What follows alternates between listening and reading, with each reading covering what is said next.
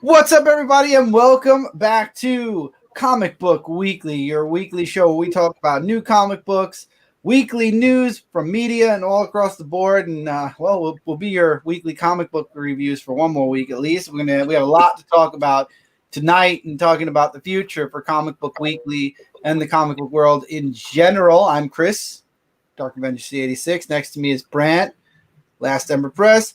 Over him is Cat Comic Uno.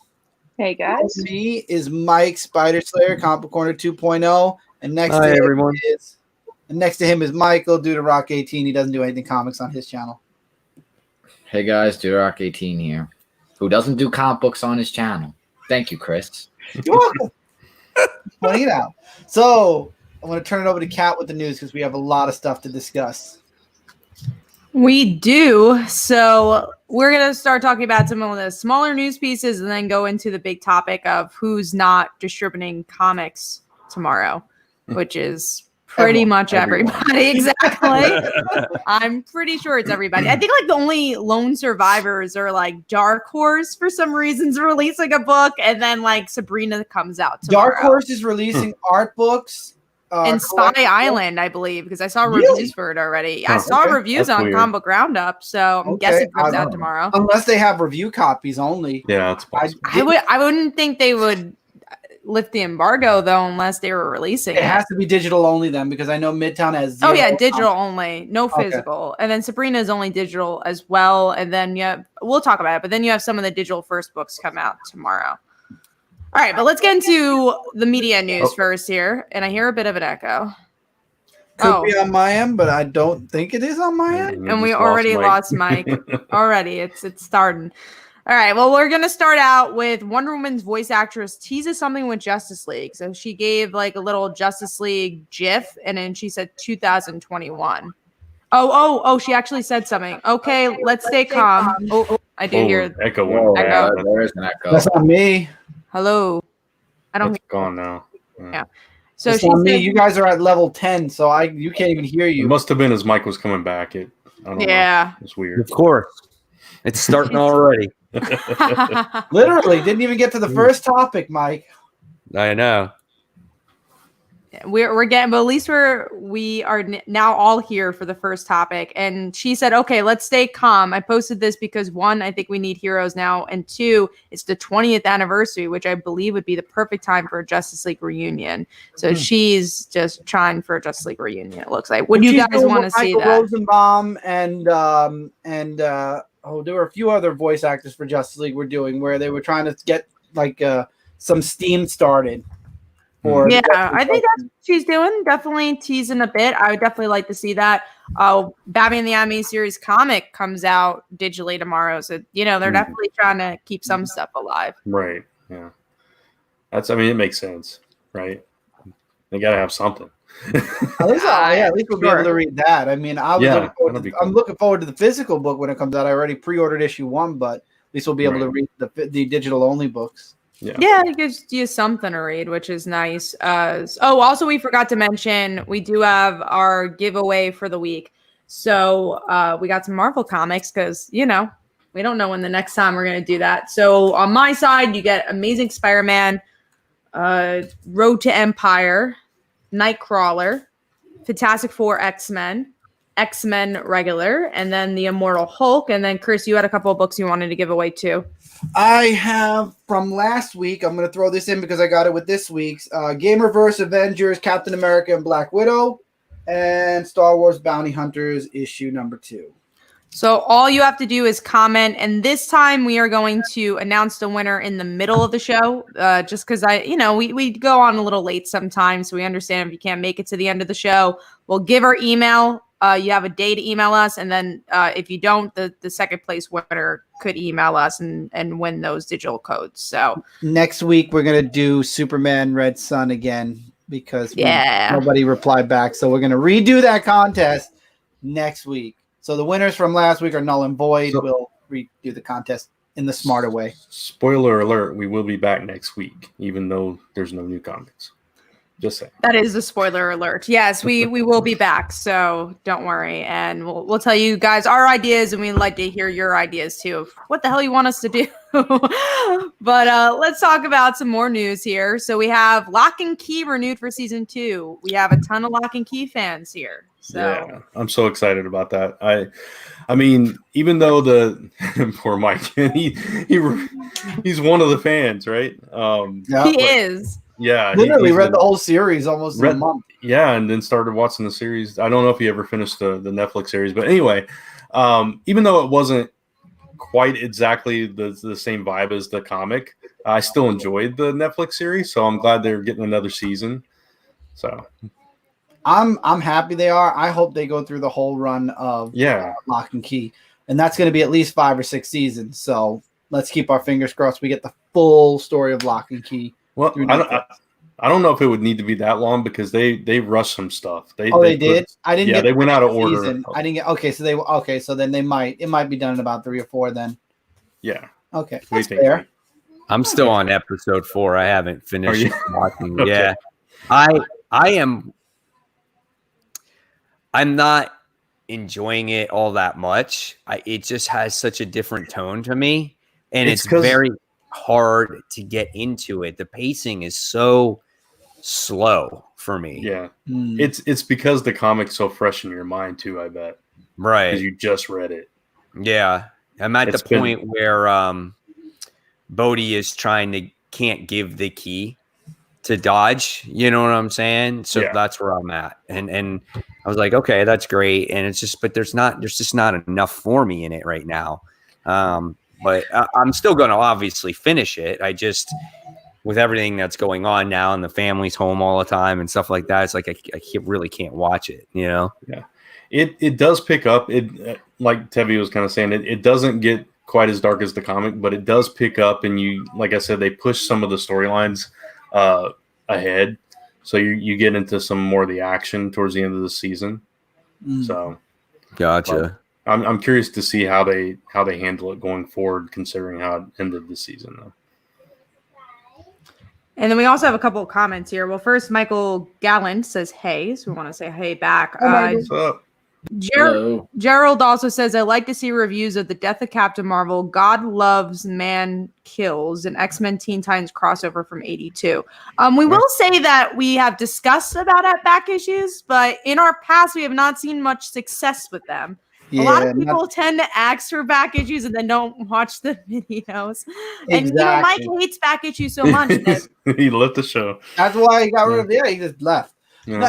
I've done Comic Book Corner before where I review past stories in trade form, and a lot of people wanted me to bring it back, and then like Kat said, a lot of people aren't interested. Maybe with quarantine it would be different, but also we have to make sure we have all those books. Right. That's the one difference, is that there's not new comics so nobody's expecting that.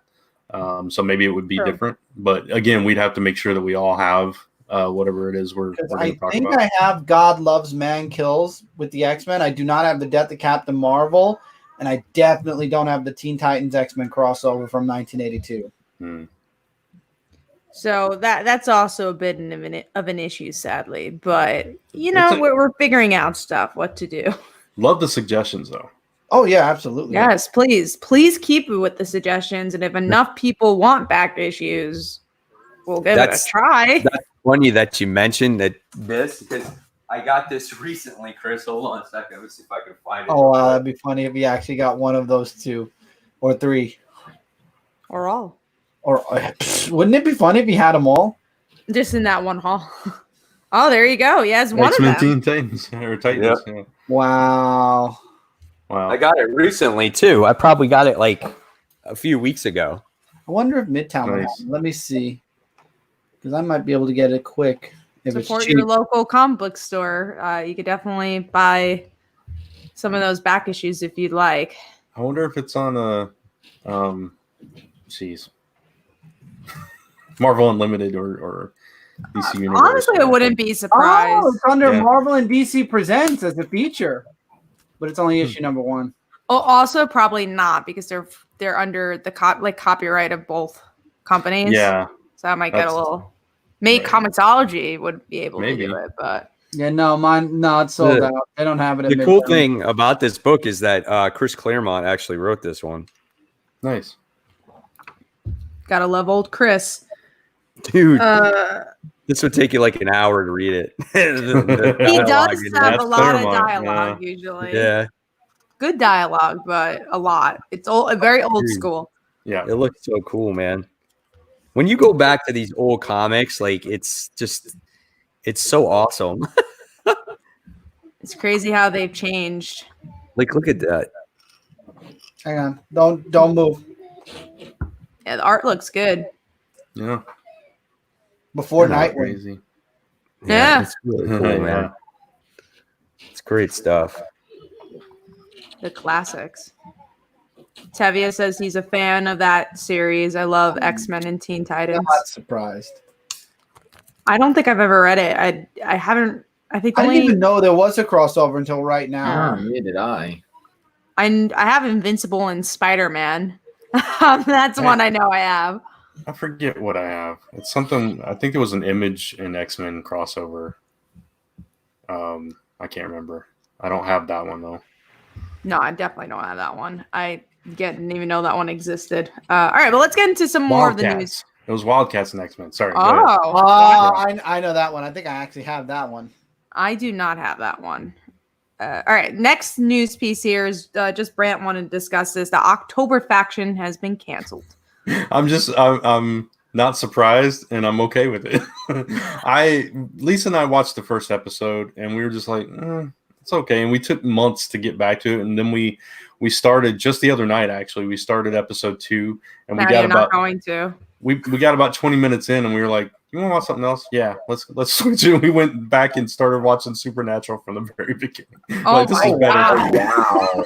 You're not even gonna binge a new show. Yeah, exactly. Just gonna watch old show you like. Hey, that's nothing to be ashamed of at all. So, I haven't seen it. I did an interview, but other than that, I didn't watch the episode. Yeah. So let's get into some of this comic news. We're really going to try not talk about Diamond until the end, but literally all these stuff is about Diamond. The only thing we could talk about that's not Diamond related is that Sean Murphy has concept art for a new creator-owned title that is going to mix different genres together. And when Sean Murphy's name is on it, I usually buy it. So I'm going to go check it out. He did a few really good indie books that I like, so I might check it out when it's released. Yeah, I'm going to give it a try. I mean, he did artwork for, what was it? The Wake? Was that what it was? Mm-hmm. Yep. And then he did the book called Tokyo Ghost, which I love that book. That was so awesome for me. He did another book I was interested in. I forgot what it was called. Well, he did some of American Vampire. What else has he done? There wasn't many he did in I think it was Dark Horse. It was Image. Probably Image. I think it was Image. I know. I cannot remember the name of it for the life of me. It involved a flood. Yeah, that's the Wake. That's the Wake. Wait, okay, all right. So that was the one. That was Vertigo, though, wasn't it? Yeah, that was Vertigo. Because I think Scott Snyder wrote it. Maybe he did. No, maybe Sean Murphy wrote it too. Hold on. Scott Snyder wrote The Wake. He drew it. There we go.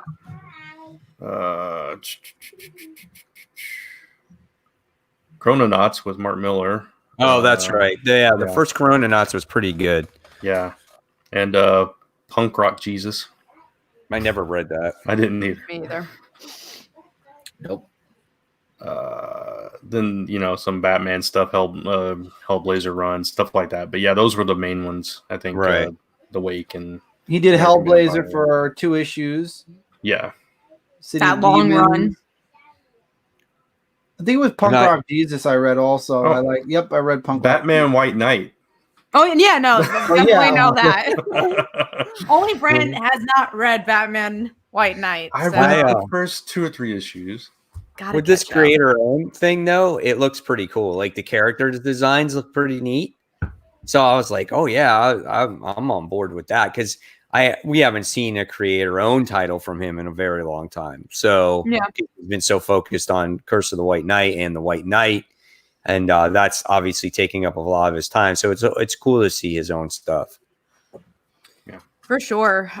So it seems like a couple of us are going to buy that one. And we're going to get into the hunk of news that is this whole digital, not digital, what's being released, what's not going to be released. I will say this nightmare, because literally 2 days ago, we're talking on the chat saying, all right, well, if these things are released digitally, are we going to do the show or not? And then like, we didn't even need to have that conversation, because like the day later, this happened, and we're like, okay, I guess our idea of doing new comics is still foiled. So yeah, DC and Marvel finally made their decision to not release digital comics tomorrow. That's honestly all they really have confirmed. DC says, oh, we're not going to release digitally until like April whatever, but Marvel pretty much just said like, yeah, we're not releasing this week. So we don't know what the month of April is going to look like. We don't know what the month of May is going to look like. I've had this conversation. It's going to be one of those things where DC gave a date, but I think it's a superficial date. Basically, DC is going to wait to see when Marvel wants to release their books. Marvel's going to wait to see when DC. One of them is going to cave and give a date. When one caves and gives a date, the other one's going to follow right behind, because neither company's going to want to be behind the other. I would think. Yeah, I think they're figuring out how to. Go into how they're going to distribute without Diamond. I was just going to say, but I think they're really going to try to figure out a way to distribute without Diamond, because there have been issues since before. Well, I don't want to go into all the articles. You didn't get into all of them yet. Let's just go into it, because honestly, there's so many things we can talk about. I think we just talk about the things we're really interested with this topic, because there's, all right, Boom's not doing digital, and then, we have AWA that's going to be doing webtoons. That's something that is interesting, but yeah, I say we just dive into the full topic. And okay. So I was going to say, Diamond was having issues. The article Brand shared with all of us today that I shared on Mike's group and on my group, Diamond was already in financial troubles. So this pandemic might be the straw that breaks the camel's back earlier, because eventually, if let's say Diamond did fall under and went bankrupt, what was going to happen? Well, who knows? Honestly, we'd be in the same position we are now. Maybe it's a good time to start exercising and seeing about different distributions. It would probably be even worse at that point, because they would have all the stock that Marvel and DC and all the other publishers couldn't get. Mm-hmm. Which is kind of the situation now, because they physically have the next 2 weeks of books sitting at the it's only 2 weeks. Yeah. Imagine if they had 4. Right. So, to catch Mike up, I was talking about Mike. Can you hear us? I don't know if Mike can hear us yet. I think he's trying his phone. Yeah, and he can't hear us, I don't think. Yeah, nope. I think he's worried now. So, it's like you said, Brent. I think it's better it happened now. Now, at least Marvel and DC can start thinking about it, and I'm sure the other independent companies are going to follow suit right behind. We were talking about this before we went live. There's nothing bad about it. It's healthy competition. You'll have Diamond still, and you'll have other distributors. Maybe it'll be better for the comic shops. Maybe it'll be better for the readers also. You're going to have distributors competing with one another to be top. So you're going to get a lot of sales. I don't know how great they'll be for the publishers, though. The shops as well, because they're so used to just having to deal with one. Yeah, it's true. Having one order form, all that stuff. And then you're talking about introducing multiple things that they have to order from and kind of keep track of all that. It's going to be a headache for sure. It is. Well, and also, go ahead. I was just going to say also dealing with pull lists, because Diamond, the way they do everything is they could understand how many books people are pulling too, because of the orders, because orders are put into like Sunday. So they do that through Diamond. So if it's not through Diamond and you're doing it through all these other distributors, like how do you keep your pull straight? It's just like, do you end up losing money because you're ordering too much or you're ordering too little, and it's a complete mess. So I think a lot of people, they think that's like the easiest route, but and now I'm gonna pop this off so it doesn't cut off our heads or anything. When Mike gets back, I'll put it back. Smart idea. I agree with you. I'm 100. It's true, but DCBS was quoted saying something at the beginning of this week that the comic industry is not going to look 2 weeks from now the way it look. No, it's not going to look. It's going to look very different a month from now than it did 2 weeks ago. Oh, it's for sure. Completely different beast now. Yeah. Which is a good thing, but just like anything, it's going to take a while to figure it all out. Mm-hmm. And hopefully whatever does come out of this is helpful to the publishers and the retailers and also the people buying. But I think it's more for the I don't know if retailers that's in the stores. I was gonna say I don't think the people buying are gonna really change much at all. I don't either, because I mean, for us, what do? You go to your shop. I go to DCBS in Midtown. Michael, the what do you same as me? Brant goes to his local comic shop. I don't know if you still do DCBS, Brant? Not right now. No, it's a mix of digital and actually mail order. So right. So I mean, honestly, we just go to our local comic shops and continue our orders as usual. It's up to them where they want to order their books from. Yeah.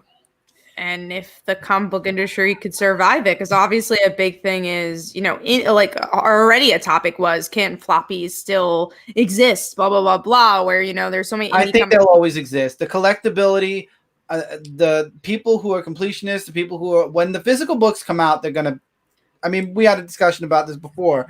I think Brant said it best. The collectors will still buy it when they come out. Yeah. But I think there's also a lifespan of that. Like when we all get older and either stop reading comics or, pass on and the next generation comes or up. Die. It changes. Yeah, exactly. But, I'm sorry, Kat. We're closer to death than you are. Congratulations. I mean, you never know in life. That's sadly, especially, yeah. Anyway. Existential crisis hits in, but going into the topic, but the issue also being like we're already seeing a shift in comics with indies having to do trades because that's to make money, because floppies, when you think of, especially for indies, like depending on the amount you can print is how you get the cheaper price for each comic to print it. So if an indie company could only, let's say, print 1,000, it's going to be like, I'm just making up a number, but $350 for them to print a comic. Then how do you make your profit? But to do a trade, you can make profit a little bit easier. So that's why I'm saying, like, will it go to graphic novel? But then you always ask comic book people as well, and they're like, well, they're two different industries, right? The graphic novels are being sold for bookstores and Amazon, and not really the comic book reader. The comic readers will read it, but it's a different beast. If anything, I think the biggest hit will be the books that come out digitally if we get to that point, which I don't see anything opening up in America, at least at the very earliest June. So the sacrifice might just be those single issues possibly that are caught in the middle of all of that. Oh, we have a couple of comments. So yeah, I popped a few of them up in case we missed them. So I did pop them up while you were talking, Kat. Oh, cool. I must have missed it. But yeah, we thank you guys for commenting. And please, I guess that could shift us into, as we wait for Mike. What would you like to see with the chat? I hear a little echo. It might be on your side, Chris. Okay. Let me see if I can fix something. Just mute it for a second. I just want to see what's on your side. Hello. Hello. It's good now. I had you. I didn't even have you mute at the time. I didn't lower it yet when you were like, hello, hello.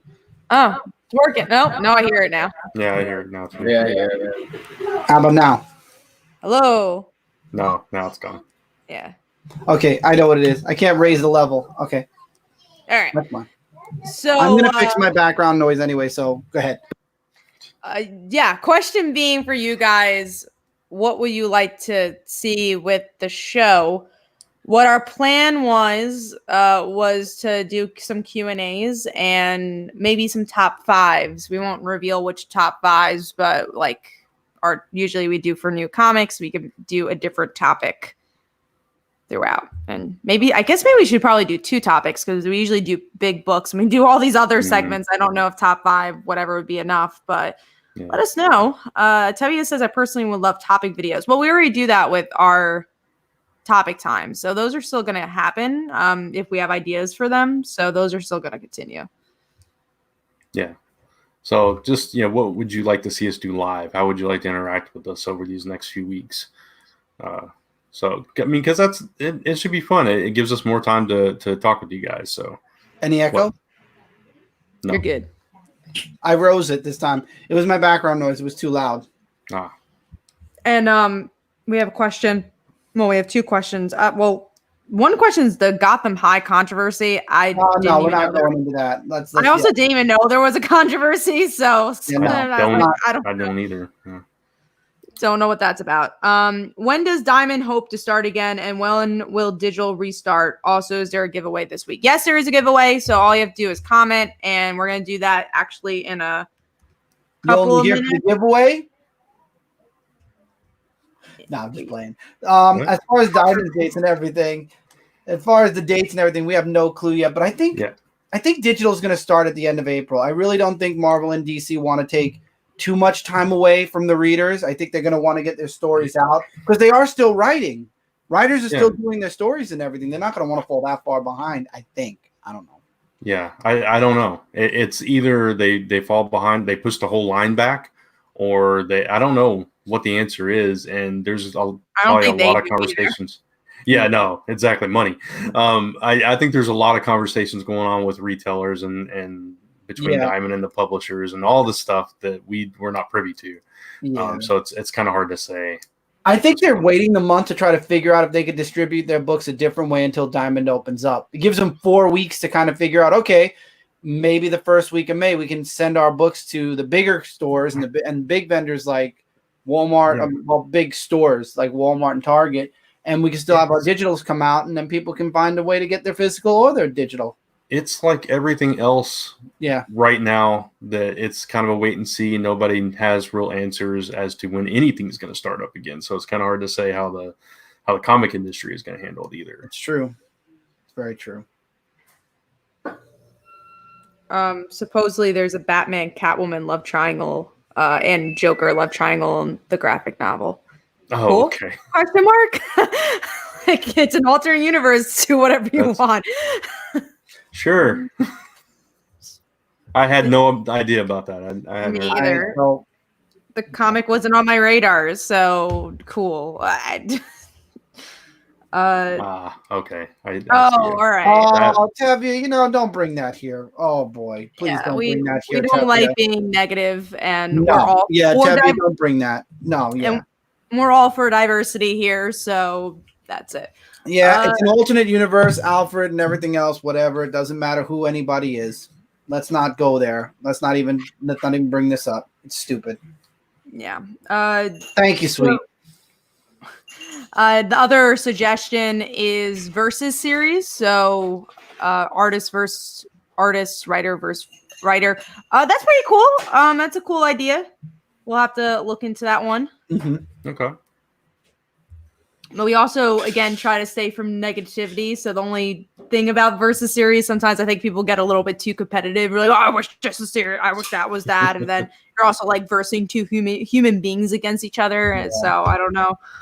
It's tough. It's tough to figure out what we're going to do. It's only one segment that's going to be gone. I mean, we're still doing news and stuff. If news is...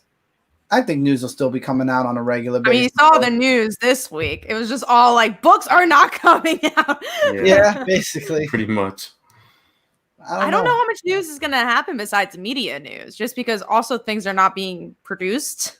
Right. True. So what press releases are really going to come out? I mean, we'll keep you updated on this situation as it, comes to light, I guess. Other than that, I don't know. Hi, Nerdy Mo. I wonder what happened to Mike.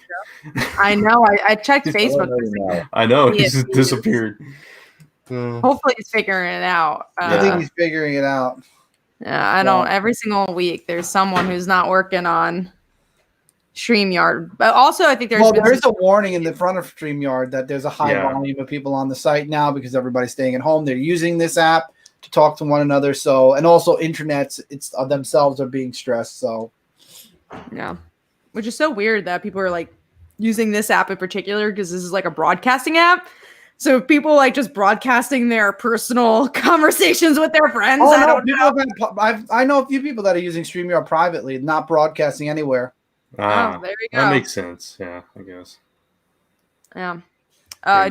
Gerald Lange says, like, what artist is your favorite, Jim Lee or David Finch? Yeah, I mean, something we could definitely try. We could do like I don't know. It just hit me like a character tournament. So like, face these two.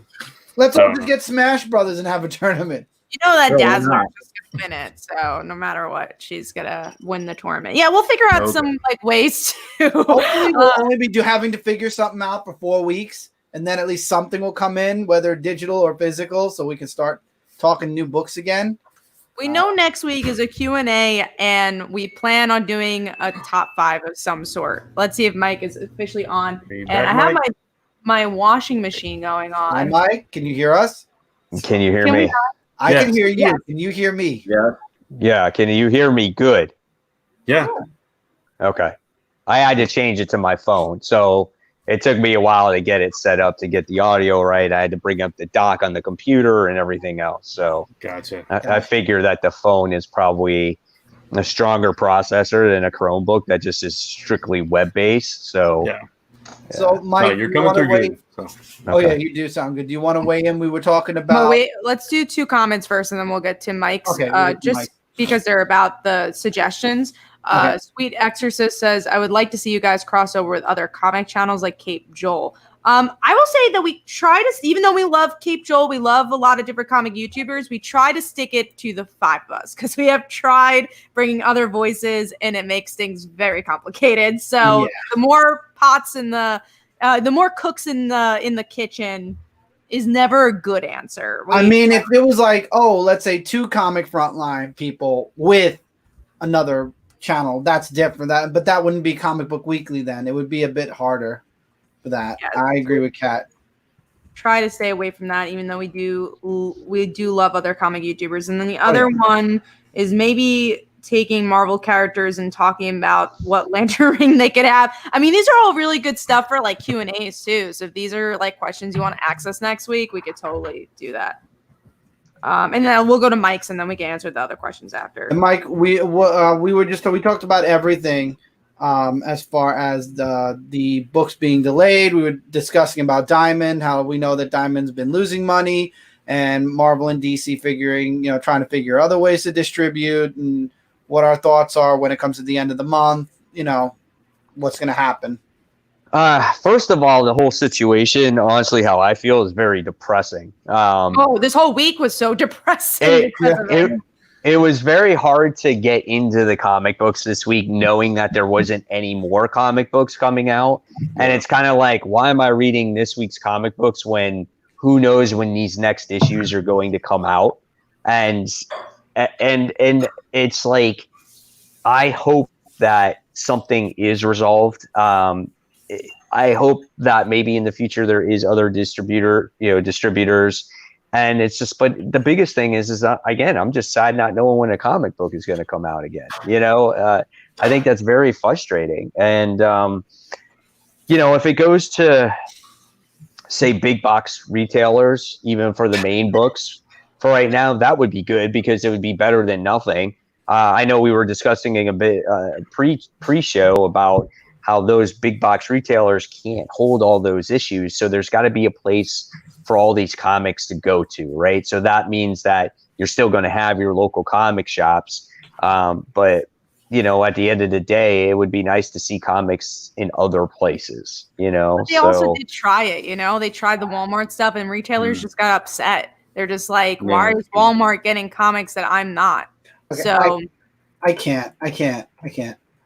I will answer. Are there no new comics? I wanted to answer too, but go ahead. You answer first. It's about you. Well, I appreciate you liking the series, so thank you very much, and I'm glad that you're really excited. But Kat, you should try to publish your next 3.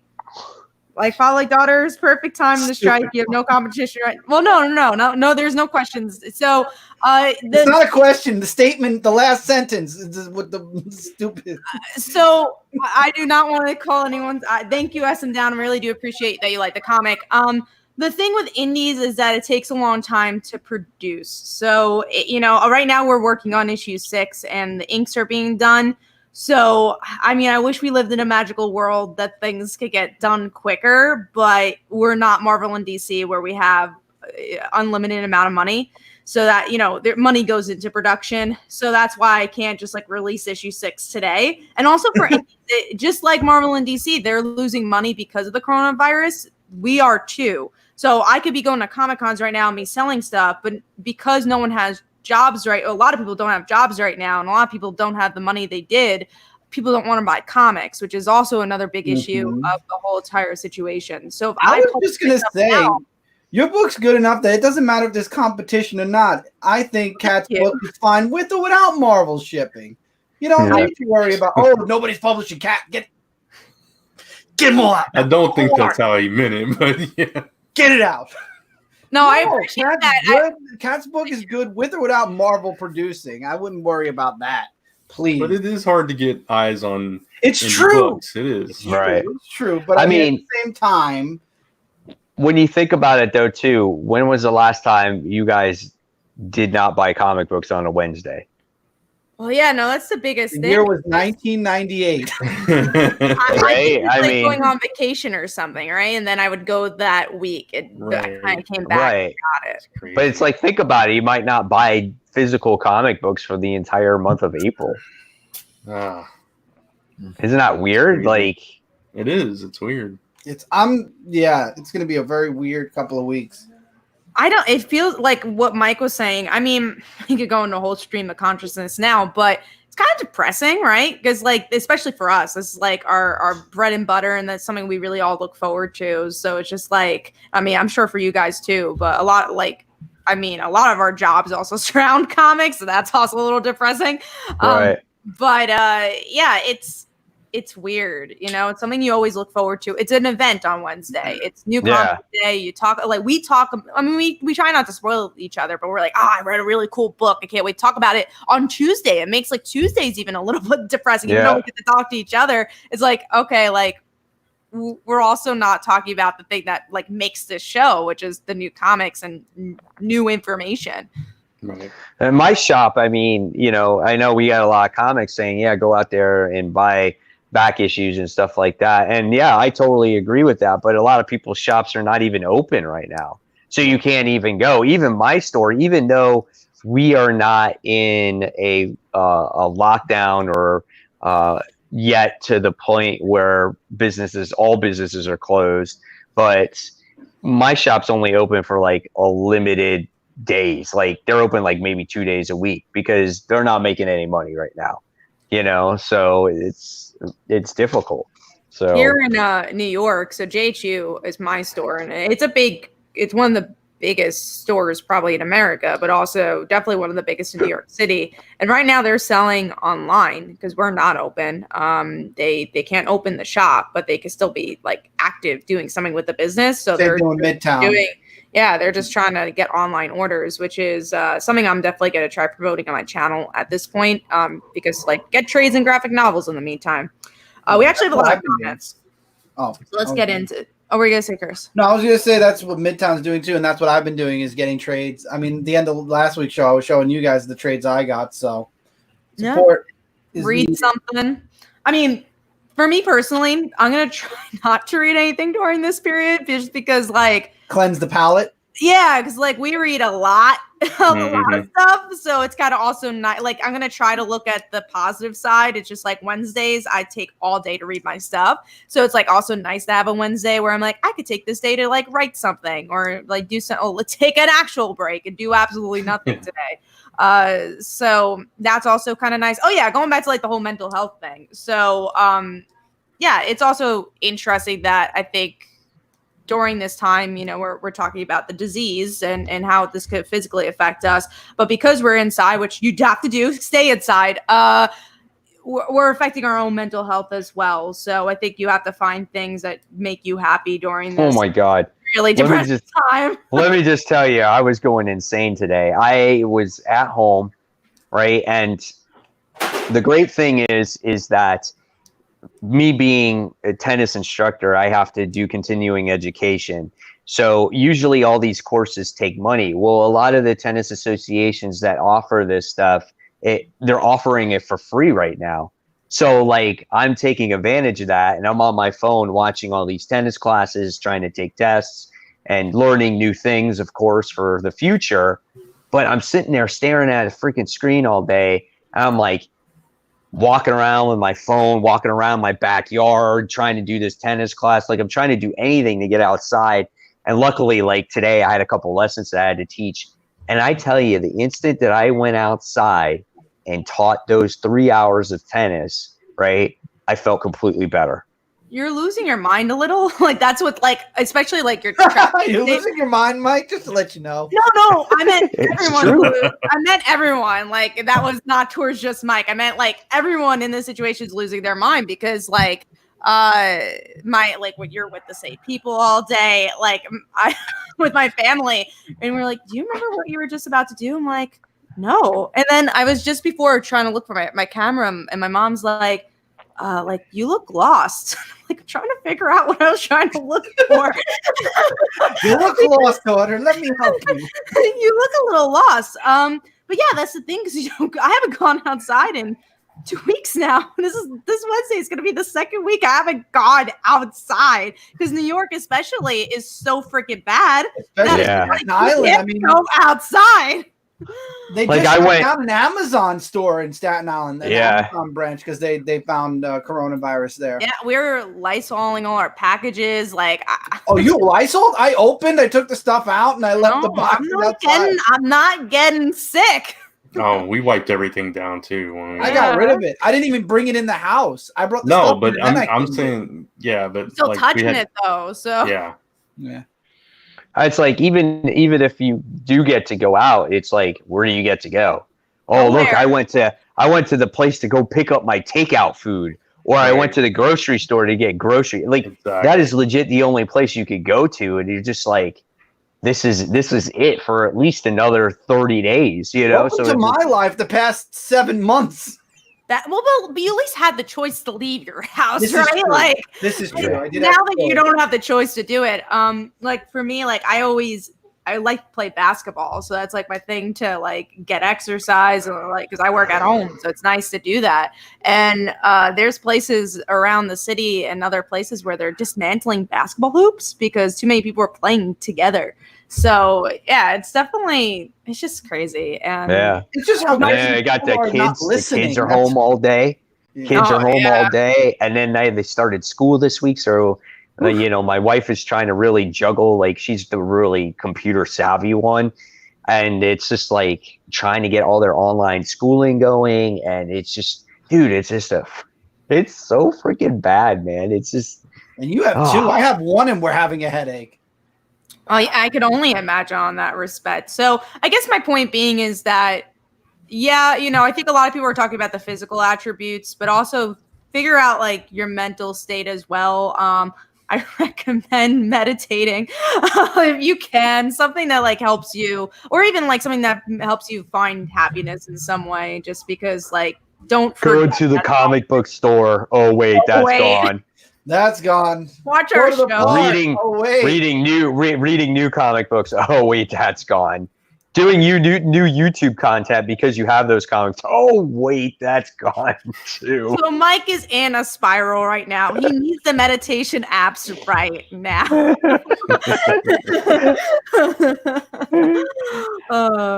Yeah, well, we're gonna try to survive all this, and we're here for you. We do have a couple of questions here, so let's get into. Well, Tevye asks, how long does it take to produce your comic? Well, we could do that for Brant, me, and Chris. But I think that's the thing. I just want to like sidetrack for a second because I think a lot of people that are not in the industry don't understand how much goes into making a comic. So it takes months, and it also depends on like how fast your artist is, how fast people you're working with. Printing, I mean, just printing my trade is going to take 9 to 11 weeks, and I just sent it to the printer. So, and also like, who knows with coronavirus and all that. So like, it takes a long time to do everything. And Marvel and DC, they have a lot of in-house stuff. And also that's like their main job. A lot of people that work in indies, like they have another job they have to do. And then at 1:00 in the morning, they're working on your project. So that's also a thing.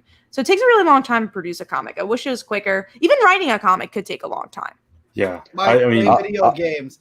I do my phone, and and if I'm not playing, like my son plays the console games, so I play my phone, and even that, I get tired. Again, I get tired of just looking at a flipping screen. I just can't. Like I play Tennis Clash, which is a tennis video game, and it's just like I'm like #1 in my league right now because well, first of all, I'm just the shit at tennis, so I'm going to be the master at this game. But it's just like, and then I don't want to even get into those video games, because then what's going to happen is I'll get sucked in, and then when the comics come out, then I'm not going to be able to finish that game. Mike's going to become a Fortnite. No. He's going to be the next ninja. He'll be at TwitchCon, all the other cons, being like in the MLG club. No, I'm too old for that shit. No, you're not. You should see how many people older than us play. And I get it. I just don't have the time for it. Like, even if I didn't read comics, like, games just take too much time, and I just can't obsess. I love them. Don't get me wrong, but the way they're made today, it's just too much. It's too much time to invest for it, So. Right. Oh, games are very long now. You're talking weeks on end. I mean, Brent, did you go through the entirety of Batman yet? Arkham City Knights Return? Yeah, I think I played them all. Yeah. But they were long. Those games were super long. I think I finished one of them. Brent, were you saying something else about what topic was it?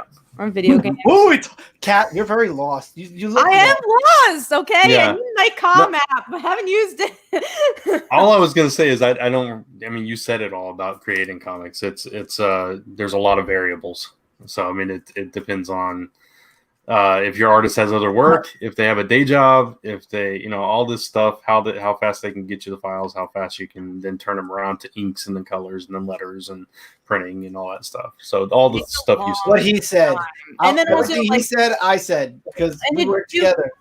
And to do Kickstarters too, like, it's a process. You can't just plop up a Kickstarter and be like, here it is. Like, everything takes time. I'm sure somebody tried that, but it wasn't successful. Oh, 100%. There's not just somebody. There are seen tons Kickstarters. of somebody. Yes. Yeah. There's a lot of work that goes into it. I wish I could say tomorrow I could release issue 6. Even if issue 6 was done, I can't release it tomorrow, because you have to have a battle plan of how you're going to promote it. Even if you're like, Marvel DC is not coming out.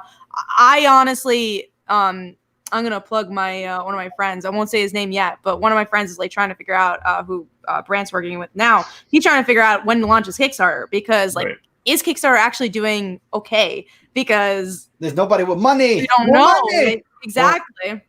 Well,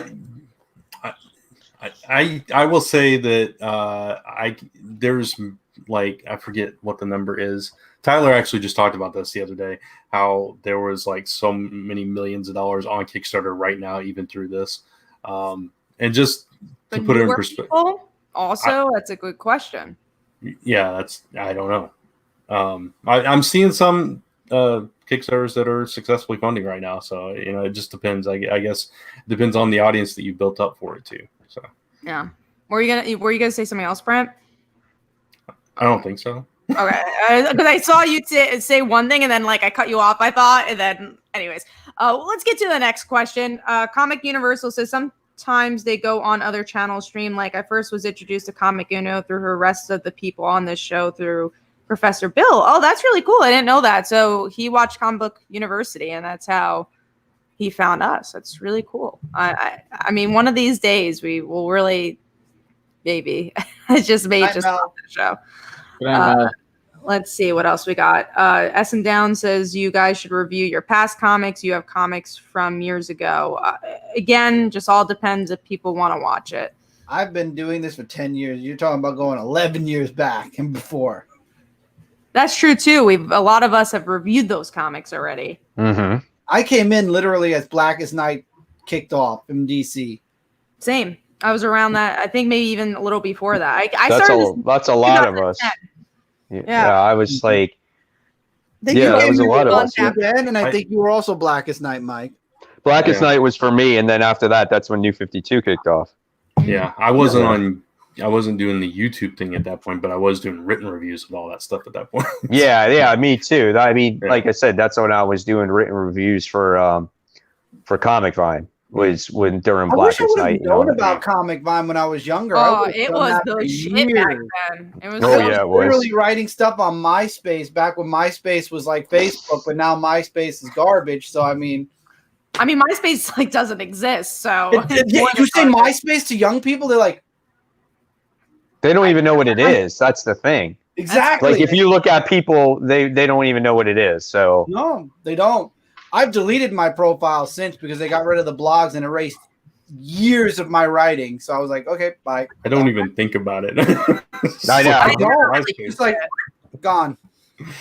Oh, you think your fans remember each of your reviews? You could probably get away with reviewing them again. I think it's more for our stuff too, though. It's like for our sanity. Why would unless we have a different take on the book? It's like I don't know if I want to review a comic I already talked about. Exactly, right. and I would personally rather read like stuff from 20 years ago, right? 20, 25 years ago, like 90s stuff or 80s stuff, or before I would redo a comic that came out, a couple years ago or 3 years ago. And my first 100 reviews, I didn't have that many viewers back when I did my first 100. It's not about the fans remembering. I mean, we love, obviously you guys, and we appreciate you guys, but also like for us, we do stuff for our,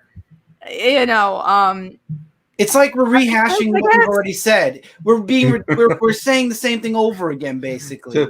Debbie, do you guys remember reviewing Futures In or Convergence? Absolutely. Oh, absolutely. Never again. Garbage, and still garbage. Never again. We did a whole. We're gonna do that again.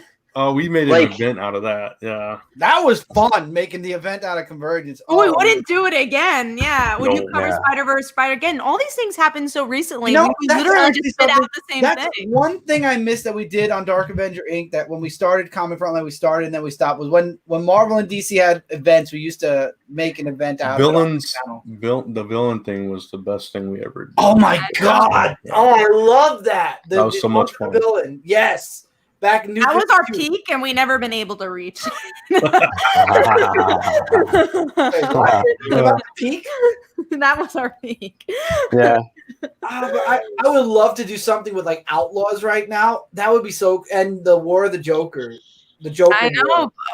Those are two events that I could see like Mike's dark side coming out a bit, or I don't know. Maybe for this show we would do something, because it's also interesting, because I think as our channel has grown, we've realized again like what you guys like to watch and what we have time to do. Right. Like we don't have time to really do videos on this channel, and then having one video from Brant, maybe you want to watch something from Chris, or you want to only watch Brant, and it's just like it was always really difficult, which is why we do the topic times together and why we do the live show. Most of the stuff we do on Frontline now we do together. So if it was an event, it would be on Comic Book Weekly. And then our individual stuff's on our channels. I mean, Mike's got a lot of Mike just put up a really awesome Spider-Man video. Go check it out. Check it out. Awesome. Yeah. Spider-Man Through the Decades.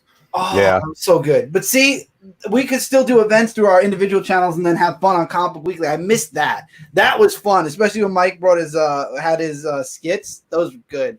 Mike, you did a skit once for Walking Dead also. You remember that? Where you were surviving? And it was kind of funny because some of it I did the future Carl when he was older, and it's so funny that they made the comic with him as he's older. That was fun to watch. I recently watched it, like, I don't know, a couple months ago, and I'm like, oh my God, I did this. I had like a water gun in my hand and shit like that. I was just like, it's so funny. And the gem thing. Remember the gem video? Oh my goodness. That was your peak, Mike. Our channel is Villains Month, but your peak will always be Gem. It was truly outrageous. It was truly outrageous. Yeah, we've had fun times doing that. Maybe we'll do something for like the show at some point for that. But we definitely wouldn't do an individual video for it, but maybe our own channels. We have 2 comments here. So Tevia just says, I would like to see skits come back. Also, like, what's fun about that? I know we will bring in them. We maybe, you never know, but also knowing us, like our lives have changed so much since back then. I mean, if we did bring skits back, it probably would be on our own individual channels, and then we'd come together again on Comic Book Weekly, and there you go. Never know. I mean, it's like Kat said, though, we've all have grown a lot since then. Like, my kids are older. Our schedules have changed. People are busier. And we found that we get more success the way we do things now on this channel, and to focus on our own individual channels. That's kind of what we do. So this channel is kind of like all of us that have individual channels come together to talk about this week's current comic books, and that's where we felt we found that's what we find where we have the most enjoyment doing it, because we were stressing out so much about what to put on this channel, but not to repeat it on our own individual channels, and what people are going to want to watch on Comic Frontline and what they're going to watch on our individual channels. So that's why we felt like this became like a group thing, like we're doing right now. Like everything we do now is this group, and we just have fun with it. Yeah, and while we want Frontline to grow, we do want our individual channels to grow too. So we're trying to get a good balance. You know what's so interesting? And I don't know if we've ever said on this live, but I think we've changed our view of what Comic Frontline is. It's more of the show. Like before is like we wanted it to be a big YouTube channel or whatever, like a big comic YouTube channel. We wanted to be like journalists through our Comic Frontline to be a .com or whatever. Now we've kind of realized that it's more of us, like Mike said, it's us coming together to do a podcast. So it's more of a podcast channel than it really is a comic channel anymore. You could find our individual channels if you want. Where we do all of that still. Yeah, exactly. Yeah, exactly. So we kind of realized our identities in the past year or two of what we want to actually do, and it's worked for us. And hopefully, you enjoyed it. Who's kidding? We've been trying to realize our identities for like the past 10 years. We talk about how many changes. a long time.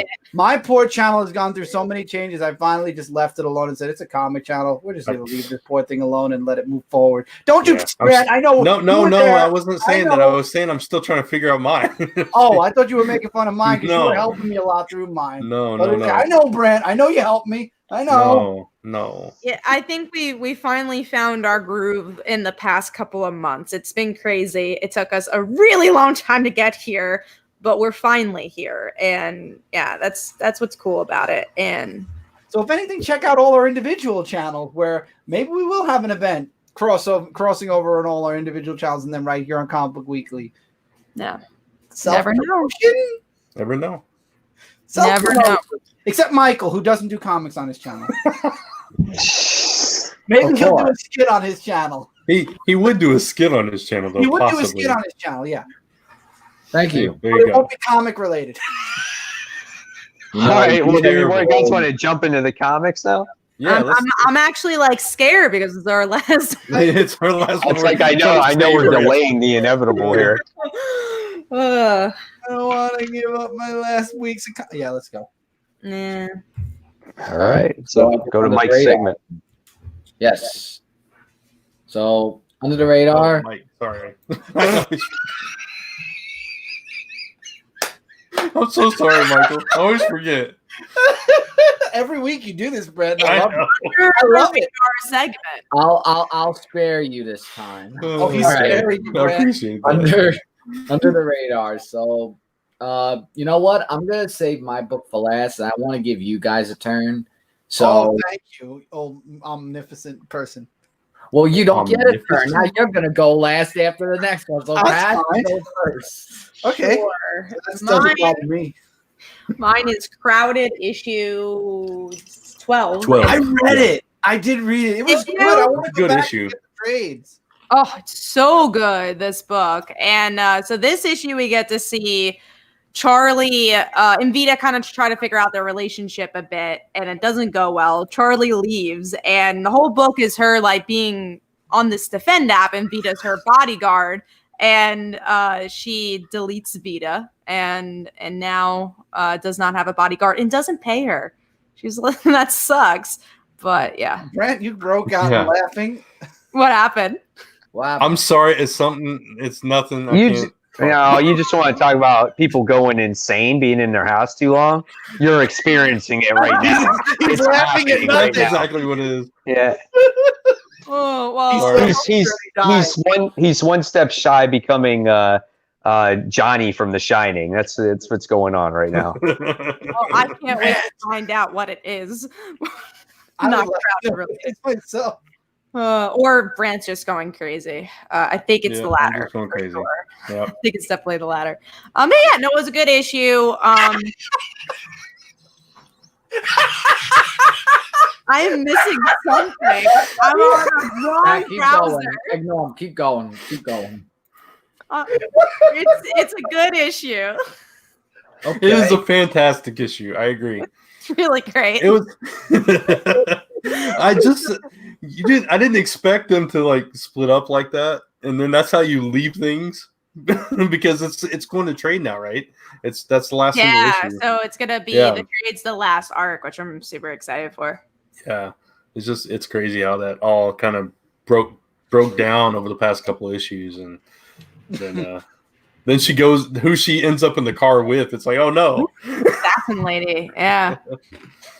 It was a really it was a good emotional issue, but it moved the plot well because I think it's been a while since we've moved the plot, so it was nice to get there. Yeah, they had like a mini Walking Dead kind of a thing going on where they were stuck in one place for a while.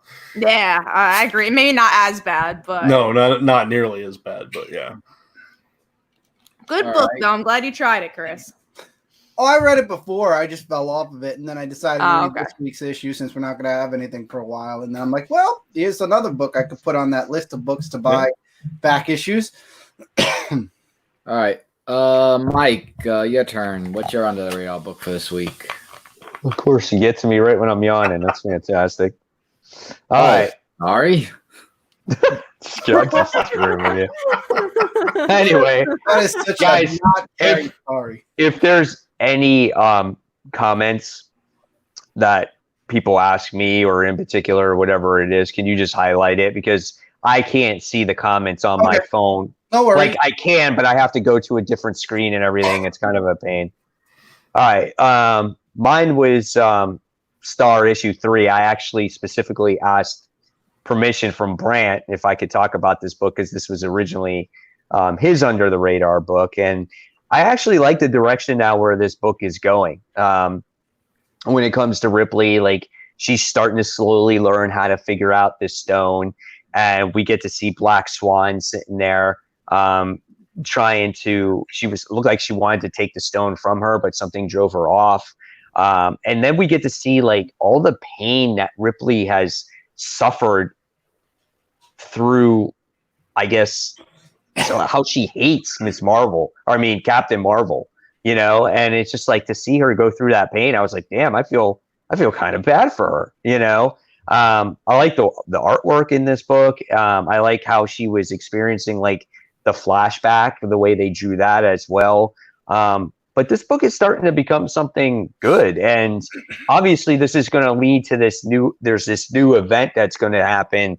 I think it was in the summer that I read quickly. It's like a Infinity Stone event or something like that. And obviously she's going to be a major player in this. So it was good. I liked it. So I know Brant liked it too, if he's discussing it, if it was going to be on his radar too. Or maybe he just wanted to hate on it.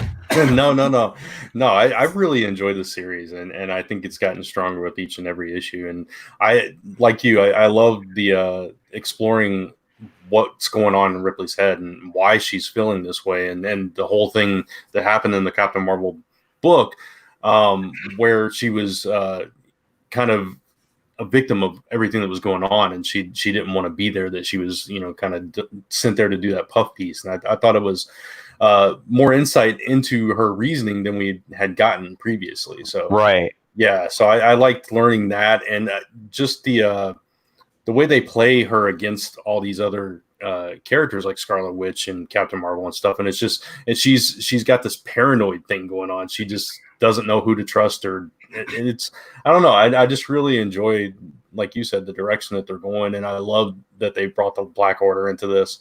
It just, adds another layer to it. So I think it's, and good. She's physically afraid of Captain Marvel. Yeah. She's like, I don't want to be afraid of her anymore. Mm-hmm. And just the way, like, you get to see her use her powers in this, she's like laser eyes, invincible, costume. Like she's just naming all those things, and that's why she has her costume, because of the reality stone. It's just weird how she's like shield and sword and all those other weird things, but it's come together, and the artwork was much better in this issue too than in previous issues also. So it's definitely a surprise for me. Yeah. We do have a question also. Black Knight really likes Terrifics. Did anyone read the Choose Your Own Adventure issue? I did. I didn't get a chance to yet. Oh, I didn't know that they had one. Yeah, Yeah, it a was couple of months ago. yeah, issue 25, I think. Oh, that's cool. Yeah, it was kind of interesting the way that it was structured, because it really was that kind of way. He had he had this sphere that could like jump into the future and see all these different scenarios. So that's kind of how it played out. And you would flip to this page, and if that didn't work out, you'd go back and start over. And it was kind of neat. Yeah. Oh, that's cool.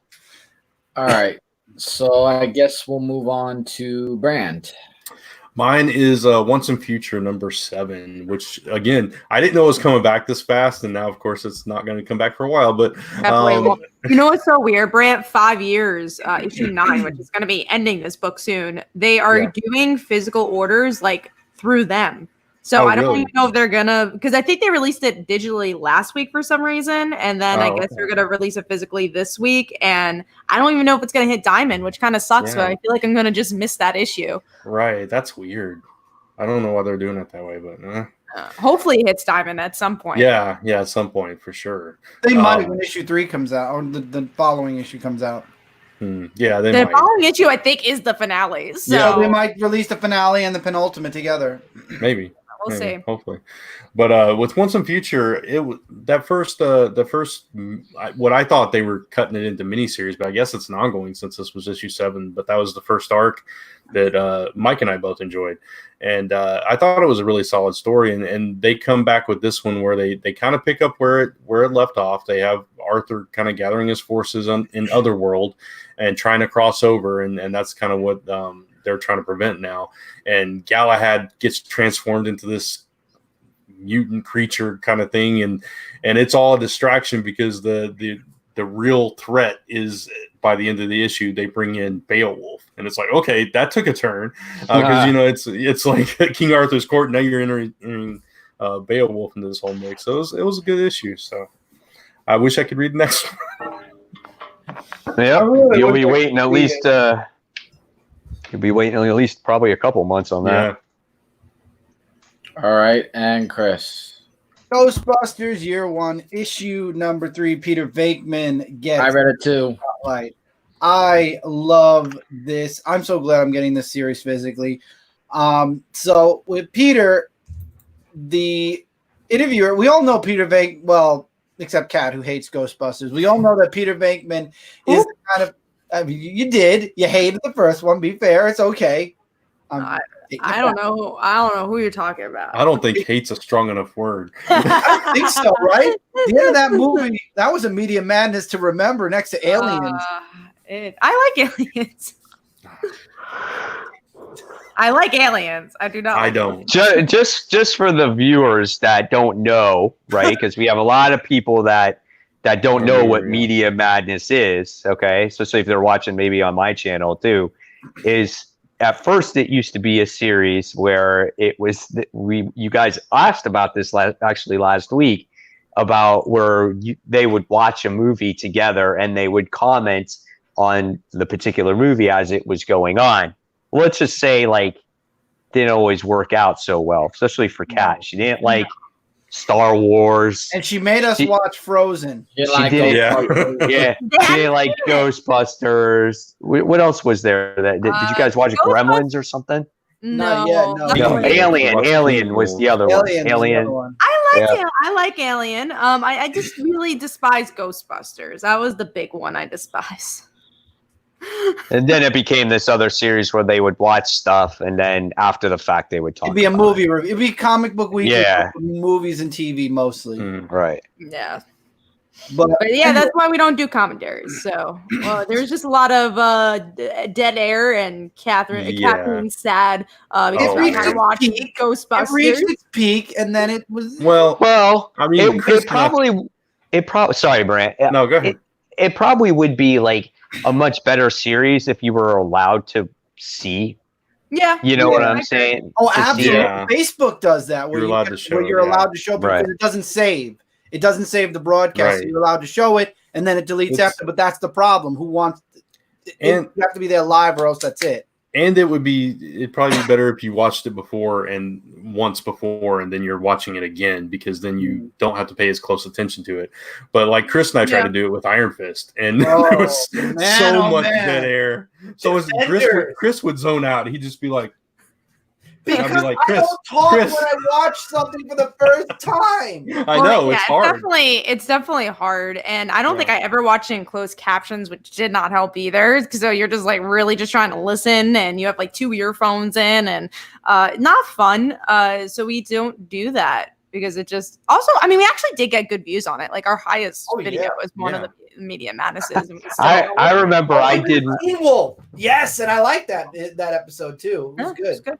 I remember I did one on Robot Chicken when it featured the DC heroes. I did it by myself, and it got like a shit ton of views, but it got a ton of dislikes because people thought that I was actually, again, showing it and commenting at the same time.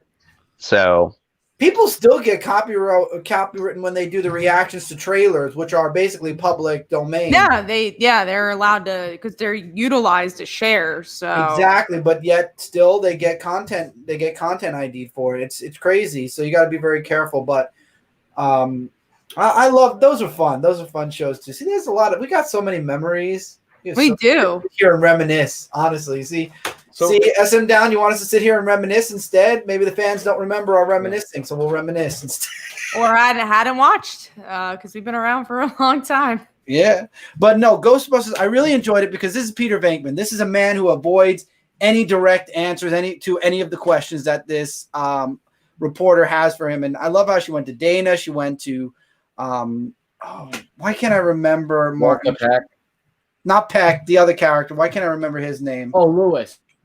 He went to Lewis and Janine, and she's trying to get answers, and all she's getting warned about is he's a deflector, he does this, he does that. And that's exactly what he does in the interview. He doesn't answer a single question. He goes, let me tell you this story about a nightclub, busting that we did. He tells the story. Poor Ray, man. He gets caught in the most precarious positions. You okay, Brad? With the dance moves. Huh? You okay? Yeah. Okay. And then they bust the ghost, and that's the end. He's like, yep, that's it. And she's like, I have more questions than answers now. And he's like, mystery is always a good thing. And he walks away, and that's it.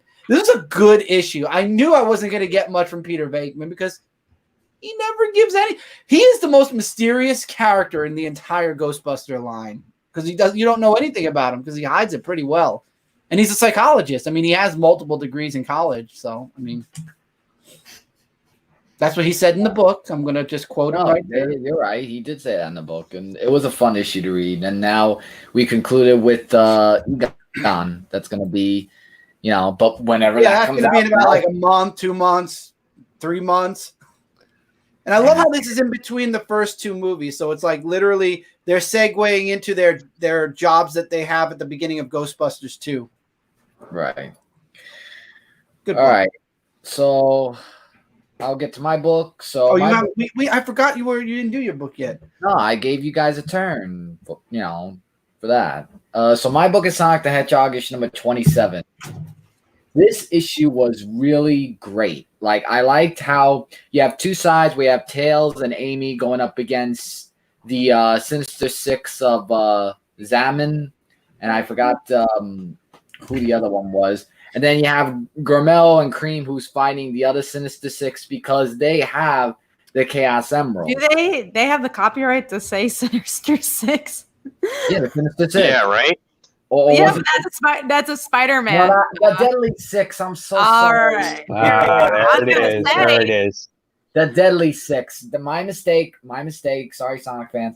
Deadly Six. Oh, that's it. No. The Sonic Club. Sorry, Spider-Man fans. So anyway, with that, both Tails and Amy, along with Gormel and Cream, like they get the Chaos Emeralds.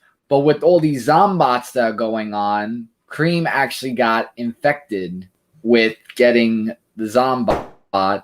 And with Gormel, who's very concerned about her, instead of leaving her behind, actually takes her in and says that I'm actually going to, find a cure for you and basically just try to make you feel well and stuff like that. And then at the end of the issue, Sonic and Dr. Eggman encounter with the Deadly Six leader, Zyvox. And that is to be continued. A really great issue nonetheless, and definitely something you should read about. It's just classic read as always. And that's it. So I guess we'll go to Mike with big books and top 5, which Brant, now you can hit. There we go. That's it. And don't forget, we will be talking about spoilers, even though we did not say that. Yeah, we're going to do Also, our Boop. no. You have to do the Giveaway. I'm gonna do this first. First. All right. Let me get to the list randomizer because the other website we tried using, of course, doesn't work for us because life sucks. It's live. Yeah. All right. Let me go screen share. So these are the people who have commented when we asked for comments, and whoever's the first one, please email us at comicfrontline at gmail.com. So or if you're still on the show, let us know that you won. Is Nerdy Mel. So Nerdy Mel, you have 24 hours. Nerdy Mel went to bed. Nerdy Mel already went to bed. So Tevia, which we know is still in the comments, won the free comics. So Tevia, just we know you're there, so just message us at Comic Frontline. That way you can get your free comics. Congratulations. Congrats. Yeah, congrats. Wow. Wow. Michael sounds so excited. Wow. I love Tevia's response. Okay. That's it. Tevia is more excited than the. Well, Tevia, if you don't want the books, we could always do another drawing. I mean, he probably already read them all. Yeah, maybe read them all. Let us know if you want them or not. All right, wait. How do I message you guys? comicfrontline@gmail.com. You can message us there and just say I won, and we'll give you the codes. I mean, I know Nerdy Mel. I mean, I could always try to contact. Oh, you know Nerdy Mel? Yeah. Oh, Tavia, since you were so unexcited, we're gonna try doing Nerdy Mel. We're trying to messaging Nerdy Mel first, and if she doesn't answer, then we'll give it to Tavia. There you go. Okay. So Tevia, stay on at the ready. Tevia said, "Good idea." Okay. Good idea. So, we know Tevia read these books. He doesn't care. Nerdy Mel won. We'll get him to her because Mike and I both talked to her. So we'll get her the books. So it's comicfrontline@gmail.com. Congrats. Just in case. Oh, congrats at gmail.com. We're pretty great. We're awesome. I can't wait to read my comic. Remember that peak that we said we reached? Way back there. We did. I think. Okay, we've reached our apex, and we're on the way down. Yeah, rapidly. When people win contests, and they say, when people win contests and we almost say they won and we take it away from them and they say good idea. Yep. It's over. It's like we didn't even give the person a try too. We were like, oh yeah, you went to bed. Oh, let's just give it to Tevia. And then Tevia's like, okay. No, go ahead and message them. Yeah, that's cool. Oh, yeah, you him out first. I don't need him. Oh, that's too funny. All right, let's go on to the books before we really go off the rails on this nonsense. I'm already off the rails, man. Let's talk about this uneventful book, I feel. Road to Empire, the Kree Skrull War, issue 1. I didn't get a chance to read it. Yeah, nothing much happened, sadly, but that art. I love the art. Especially. Yeah, the art was good, but the story itself was just like a recap of, okay, here were the people that were in Meet the Skrulls, which is fine, you know, but it's just like, besides that, it's like you got the whole back history of Hulkling. Like, again, if you don't know that stuff, it's fine, but leading up to it, and like, it's like, oh, yippee-doo. So you got a history lesson. That's basically what this book was. I enjoyed the history lesson, though, personally. Oh, good for you. I thought it was too much exposition. Good for you. Oh, man. Wow. Good idea. Wow. Yeah. Cool. Okay. Okay. I'm sorry. I enjoyed it. I don't care. I like this issue. I liked recapping the stuff with Meet the Skrulls and kind of picking up where that left off and revisiting those characters and see how they tie into all this. And the whole thing of them going after the Kree family and the Kree family is going after them, and then both of them finding out that, oh, you know, we're kind of not supposed to be doing this because, you know, our forces are combined and now they're coming to Earth. I thought that was pretty cool. It kind of got me excited a little bit more than I had been for this. So just remember, the Skrulls are turning into trees. Don't forget about that. This is what you're looking forward to. People are turning into trees and family trees, so there's a Yeah. lot of trees. Cody, this year. Cody, whatever they are. Yeah. Again, that art. The answer to everything is I am Groot. Oh my god. I am not excited about this event. This is something that I'm not either. is going to have to really wow me when it comes out. Like I need to see monumental shit happen in this series to be like, all right, this is going to be a good one. You know, I don't know. I think there's potential there though, because you're talking about the Kree and the Skrull together attacking Earth is kind of what we get the impression of. So I mean, that could be epic. No, it could be. It could. Yeah. Could. Yeah. You know, we'll see. It could not. We'll see. All right, so let's go on. Not into this event. Which Mike? Well, you didn't read Meet the Skrulls either. Michael doesn't read anything that's outside of Punisher. I'm not a huge. Really? I like cosmic stuff, but I'm not a huge cosmic person. And you know, we had an event with the Skrulls once before. Now you're just adding the Kree to it. So it's like, what are you going to do? What's going to happen here? That's different. You know, exactly. Besides the hostile takeover Earth, it seems like the most basic of plots. So there's going to have to be something there that's different that we haven't already read before, right? So of course, we'll see. The Black Knight is coming back in Empire. That's like the most monumental thing ever. Make the whole series worth reading. Well, he's a huge Black Knight fan, so I know. For him, that is a big deal. All right, so let's move on to a new #1 that came out this week. And I actually like this issue, and I'll be reading more, even though I can't quite remember everything I read about it because it was the very first issue I read last week. But I remember when I got done. Excited. I was really excited. I like it. I really liked it a lot. Exo Man of War issue 1, right up Michael's alley. What'd you think, Michael? He hated it.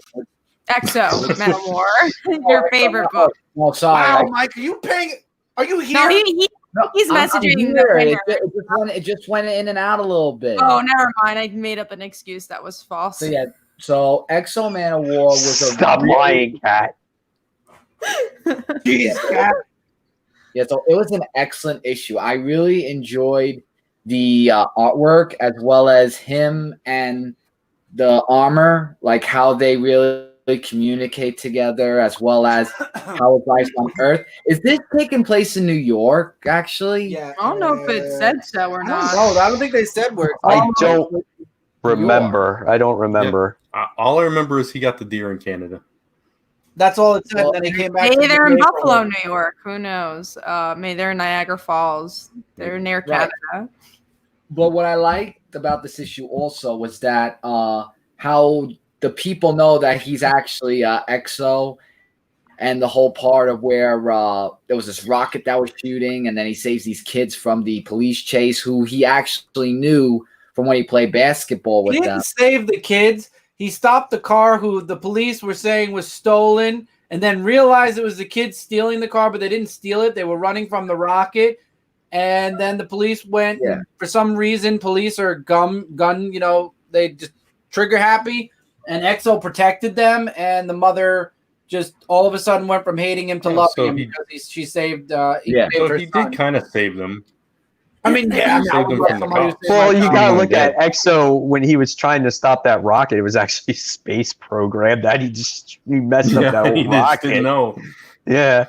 So that was kind of funny. I think Dennis Hopeless is going to do a good job with this series. I think it's cool. I really like his writing. I like the ending.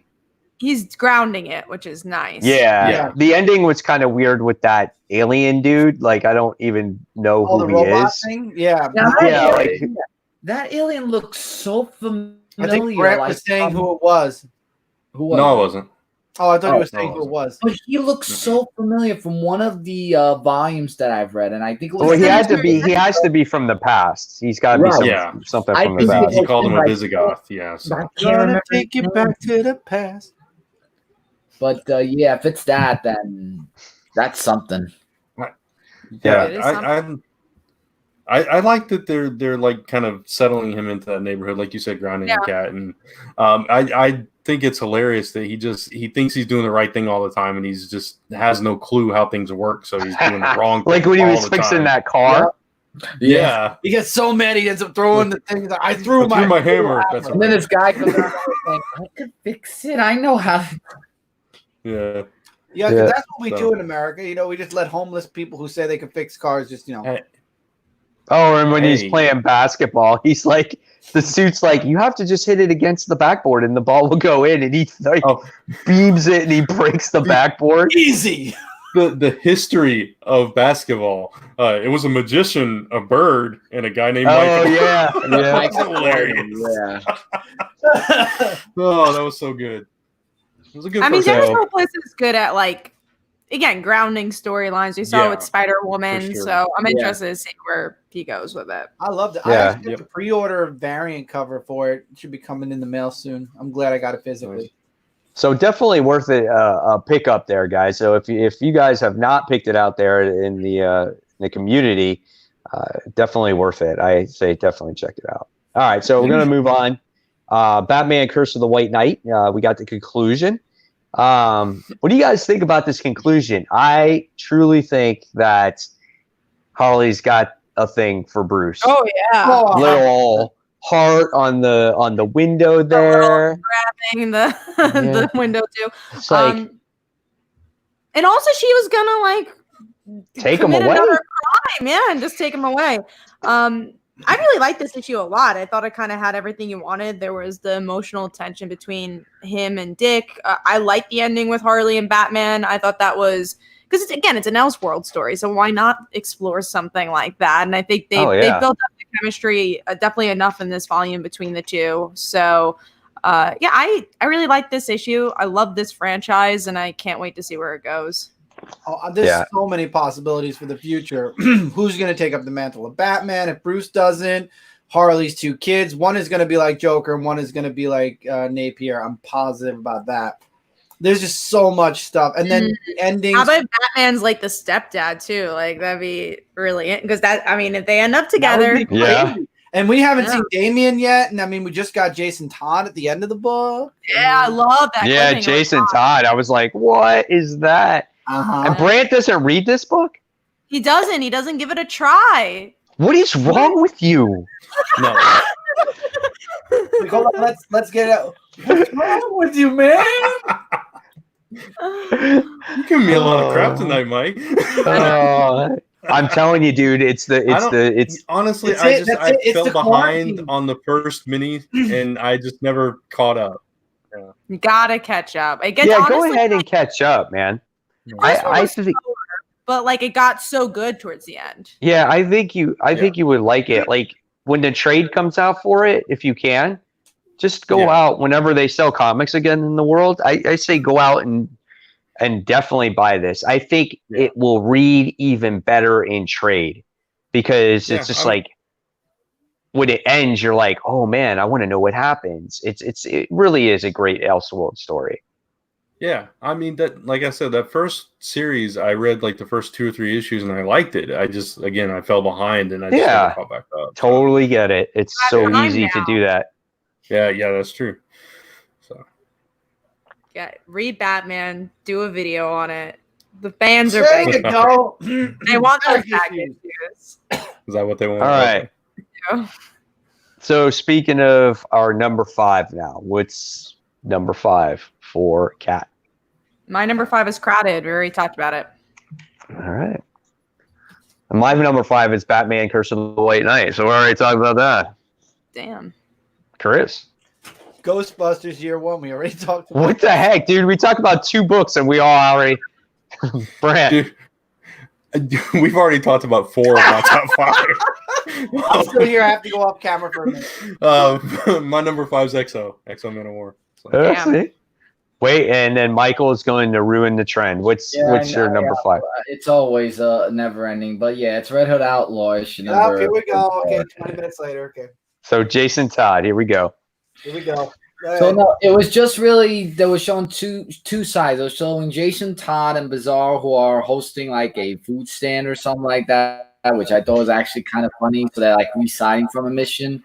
And then you got Artemis, who's showing off her skills and becoming a bodyguard, even though she doesn't want to be a bodyguard, actually. So then that how do you go into being a bodyguard but not want to be a bodyguard? No, like she shows off her skills and then she gets offered to be a bodyguard, but when she said doesn't want to be, they just gave it to her anyway because the whole Lex Luthor thing of what happened. Back issues back and all that stuff. So they want to seek out. And now we lost Brant. Oh, he got mad because I was making fun of him with the Curse of the White Knight. Yeah, but basically the whole point is that Jason Todd and Bizarre are looking to seek the Untitled because it's like causing a huge chaos throughout the whole entire city. And we have also Artemis who fights with Essence. And I thought that was actually cool, but they actually want to work together, which is actually kind of weird, sort of, but okay. And as Jason Todd is on, in general, see the whole crowd and everything. They saw the Untitled, and now they are about to fight, and that's to be continued. To be honest, I thought this was a good issue. So when did they all get back together again? Which one? Jason Todd, Bizarro, and... Yeah. Yeah, when they came back from the portal, this was like maybe 4 or 5 issues back.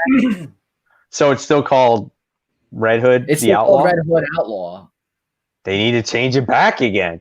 I know, right? I was saying, like, shouldn't it be Red Hood and the Outlaws? That yeah. Because it but I don't know. Maybe. They just don't want to change that title. Well, Artemis is somewhere else. Well, Artemis is somewhere else. It's not like she's close by with Jason Todd Bizarro because she wants to go on that mission to find the what was it, like the blade or something. So maybe that's why it's not Red Hood and the Outlaws. But all in all, it's a good issue nonetheless. I like how they do the whole separate of what they're doing because it actually makes it a little bit more of a good issue in perspectives. Right. Okay, cool. All right, so let's talk about we'll talk about TMNT issue 104. This if I talk about it, then it's gonna be telltale where it is on my top, but I can't help it. Tom Waltz and Kevin Eastman, it's a tale of a series when a book tops its previous top book. My top book was TMNT 100, and before that, I believe it was issue 80 something, and then before that, it was 50, I believe. So once again, 104 has topped as one of my favorite issues of the series. The Turtles finally get back together, slowly at first. You have Donnie and Raphael who are in New York, who realize they need to go back, and Jenica kind of helps push that. She kind of helps push the envelope to you guys really need to reunite and move forward because everybody's kind of like lost because Splinter died. And Mikey's been in a funk and he's like the happiest of the group. So they all reunite in New Hampshire and they have a family sit down. They bring Jenica into their family. They realize, they have to do something in memory of Splinter. So now that Mutant Town is in New York, they decide they're going to go move into Mutant Town and teach people karate the way Splinter taught them. And they're going to do it in honor of their father. So they move back to Mutant City. They start to build up their dojo / house. And there's a lot of emotional beats. There are a lot of emotional beats with Raphael and Donatello in New York before they go back. And then Mikey and everybody else being back together. Jenica, melting in with the rest of the Turtles. basically by the end of this issue calling herself their their big sister. And then they decide, they're going to go take a night out on the town because there's Mutant Town now. They don't have to hide in the sewers anymore. They don't have to hide out. They can go out and do whatever they want. And there's a metal concert. So they all get dressed up, and that's where they go. And the ending of the book is my favorite. The last panel has Jennika going, "Are you ready for what's next?" And I feel like she's saying it to the turtles, but she's saying it to the readers too, because this is the start of a new chapter for the turtles. And I like the nod that the writer did. And there's also, you got Shredder watching the turtles, making sure they're okay, like you promised Splinter. It's a good book. It's a good book. I say this all the time. If you haven't trade paper, now is the perfect time. Go back and get some hardcovers for TMNT. Get the trades, read, catch up to this series. It's so good. This is the first Turtle ongoing series that's past City at War and 100 issues, and it's still going strong. Not counting the cartoon series from Archie. The cartoon series from Archie went on for forever. But yeah, I mean, that explains to you, like, honestly, all the TMNT fans out there. You know what I'm saying? So it's great that it has such a strong following. It's good that it that people are reading it and that it's hung around a long time. And it shows you too that Eastman is still passionate about these turtles. You know what I'm saying? Mm-hmm. Like, think about it. He could do other things, right? But he chooses to stick with his passion. His passion is the turtles. So Tom Waltz did the first 3 volumes, and then Eastman came in on the 3rd one and helped, and then he just stuck around. He did a Kickstarter too while doing the turtles. So I think it's awesome. All right. So I'm waiting for Brant to come back to talk about Hillian. So we'll talk about The Flash. Who read The Flash? So it was Chris and Brant. And Brant. Well, I mean, at least Chris can actually maybe talk about The Flash. The Flash kind of, it felt like a quick read this week for me. So you have Paradox believing, having the world think that he killed the Flash now. He has Godspeed. Godspeed's like, wherever you sent Flash, he's going to come back and he's going to kick your butt. And he's like, no, the Flash is dead. And then we go back to Barry, where the end of the last issue, we were led to believe he was dead because in that issue, we saw him with his mother. And now he's in this world with his mother, and she takes him to the Flash Museum. The other Flashes are there. He's a hero. He can finally stop running. That's the culmination of he can finally stop being the Flash. The world is saved. He saved the world. He's done his due. And then he realizes, that's great. But, here's Brant. I just want to bring Brant back.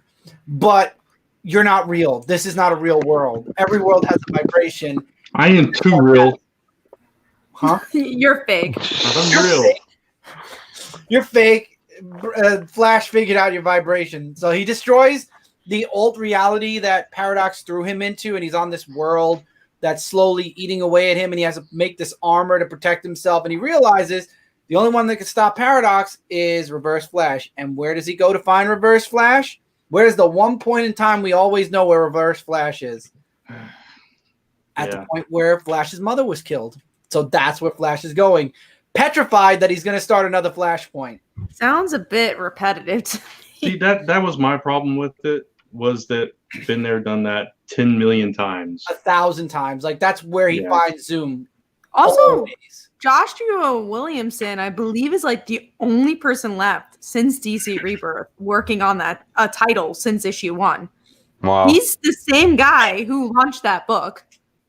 Yeah. That's funny. Yeah, so I'm like, maybe. So it always seems like on Flash, you always get writers that last a long time on there, right? Yeah. Like, because I think there's no other ones that lasted, right? I can't think of any other titles. Like you had no, I don't think so. I mean, besides like the Batman titles that lasted as long as And Tom King has been off that. Detective Comics, Tinian's off that. So yeah. Is this your number 4, Chris? No. We're just talking about Flash. We're talking about. Okay, we came back. Okay, gotcha. All right, so we're talking about. I waited for you to come back just for this title, Brand. Lesson Down has one question about Flash. Why was Reverse Flash the only person who could beat the other guy? We don't know yet. Well, we don't know. Yeah. We know that Iris knows, but she didn't say why yet. We don't know. Right. And also, you might think, you might think, oh man, these are not big DC books. It's because literally the only big DC book that came out this week was Curse of the White Knight. So, Literally. sorry. I think every book other than, let's see. No, Suicide Squad was good. Only one DC. It's not a big book, and it's on the It list. is big. Both Action and Detective came out, but none of us read them. No one That's- I read reads it. Detective. So. I read Detective, do you? but it's Yeah, nowhere but near my top 5. We would also only have Yeah. one X, and it would be off the I will the say list this, because Detective Comics, you might want to pick up the next issue because the next issue, the ending is going to lead into the Joker War. So I don't know if anything might happen. We'll forget about it by then. yeah. No Oh, one's going to care probably, about the yeah. Joker War by then. Everyone's going to hate Punchline. They're like, who? That's what I think is going to happen. That's the It's the worst punchline. time. Yeah. It's the worst time for this to have happened with comics. It's interesting All because, anyways, yeah. Let's just get to the next topic. Yeah. All right. So we're going to go and move on to Hellions issue 1. I did not like this issue. I didn't pick it up. I'm on the fence. I just was like, the only thing I found interesting about it was the Havoc story. Like, that was it. And then obviously Cyclops trying to stick up for his brother, and then what the council is going to do with Havoc. But besides that, it was, I could care less about anybody else that was in that book at all. In my review, that's exactly what I said. Psylocke and Havoc are the only 2 characters that are the reason why I'm coming back for issue 2. Well, I've always liked Sinister, so I think it's always interesting when you play with him. But I Mr. agree Sinister, yeah, Mr. Sinister. The rest of the team, like I was telling you guys privately, that they were introduced during an era of X-Men that I didn't read, so I'm not really familiar with Orphan Maker and Nanny and all that stuff. But the Havoc stuff I really enjoyed. Cyclops getting all fired up about that, and then the reveal at the end, which we knew was coming, but we knew it was coming. Yeah, but it was still interesting, and I can't wait to see them face off, especially with the history with the Summers family there. So yeah, I'm just curious. I'm also wanting to know more about what's going on with Havoc, and he referenced when he's still having possible breakdowns or he's cracked still a little bit. So it's from whatever that event was where he turned evil. Yeah, exactly. Yeah. And I like that they are. I mean, they literally Marvel tried to scrub that. Like it never happened. Yeah. Literally, Iron Man. It's just like a light switch ended. Yeah, and I also like. There's always this connection with Mr. Sinister and the Summers family too, going way back, and then even in Age of Apocalypse. And all that stuff, and so it keeps coming back to that too. So I appreciate those aspects of it and a little bit of nostalgia, but I agree that these other characters, they're just you don't care about them. So when did Havoc turn evil? I Axis? forgot the event. What Axis? Axis, that's what. Yeah, you're right. That was it. That's yeah, he and I can never remember the name of that. Yeah, Dr. he Doom and 2 other became heroes who turned into villains, and a villain who turned into a hero, which was Sabretooth. Shielded Dr. themselves. Doom also didn't he bring Cassie back because he became good because of Axis? I think. And I think heroes and villains were Hobgoblin, changed. too. Certain heroes and villains were changed and didn't change back after the event. Havoc was one of them. He stayed dark, but we don't know how. But Iron Man, Havoc, and eventually Sabretooth, all of them ended up going back to their old ways. We don't know if it wore off. It might have worn off when Secret Empire happened, and Cap used the Cosmic Cube and he fixed what happened with Secret Empire. So yeah, who knows? Why? Who knows? I like the artwork in the book. I thought the artwork looked good. I thought it was a pretty looking book. I just didn't find it all that interesting. So whenever we get comics again, I don't know, man. I think this will be a good time to make a decision when comics come back. Remember, did I really like this? Did I really like that? Did I really this is a good opportunity to kind of clean some stuff off your plate. You know what I'm saying? So, and again, everybody's going to be thinking that, and that's where the impact to the comic industry happens, where people start going, do I really like this book? Right. I mean, I always try to do that either way. So, but yeah, I mean, sometimes you forget about books too. So that is true. I might stick around with Hellions, for a little longer. I'll probably collect it like all my other X books in trade, except for Wolverine. That was just one I did not like the team, so I'm like, I'm gonna skip that, especially because we have so many books going to come out for X-Men as well, and we were I don't know, it was just one of those weeks where I'm like, I don't need this book. Yeah, it's totally understandable. All right, so we're gonna move on to our number 4s. My number 4 was actually the Immortal Hulk, issue 750. I really like this book. This was the best issue I read in the series in a while. It's a good ending. It's a pure horror movie, man, this book. Like, just seeing the Hulk kind of battle his demons within was really interesting. And the transformation when he came out of his own body was just, whew, man, that was just grotesque, you know?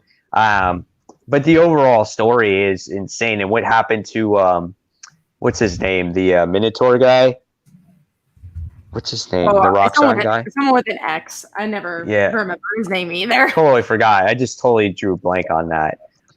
Was quite interesting as well. Just like he ate him. Like, it was so disgusting. And then Rick Jones is like, you know, this goes back to the kind of like a topic that we were talking about. Like, is Rick Jones the leader? Because Hulk has this big trust thing with Rick Jones. He's like, oh, Rick Jones is my friend. Rick Jones is this. I trust in Rick Jones.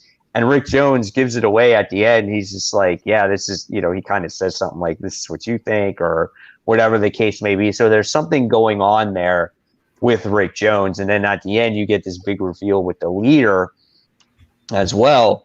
So there's a lot of things happening in this book. But I can't wait now to see where it goes. What did you think about this one, Kat? I really liked it. I really liked the last issue too, because I like the philosophy aspect that everyone's being brainwashed by this show. So I enjoyed that issue. And I think since then I'm like, okay, it's picking up. It was a lot of action this issue, but I really enjoyed the ending with the leader, like you were mentioning. And I'm curious to see if it's not just going to be Rick, if it's going to be the other members of the family as well that are going to be affected.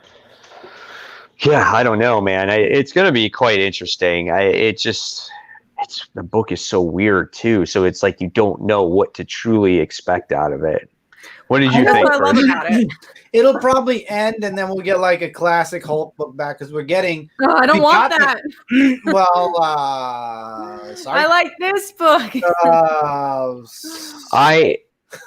I think Ewing is doing a great job, and I mentioned it in our chat as well that there's probably there's only so much story he's going to be able to tell.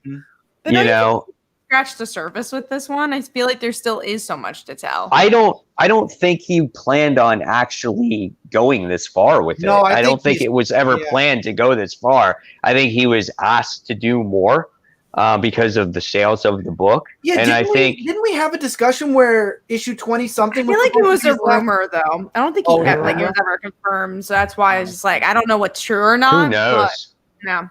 Yeah, who knows? 33. Because if he think about this next story, how long do you think this next story might go? He's dealing with the leader. The leader is the main guy for the Hulk. So it's like you have to cure him too, though. You have to cure the Hulk. Maybe. Who knows? I mean, I don't know, but this story could be a long time too in the making. This could be another 20 issues, 30 issues. So you're talking another maybe 2 years down the line that this one story can go on for. I don't know, but I hope Ewing stays on here longer. I would love to.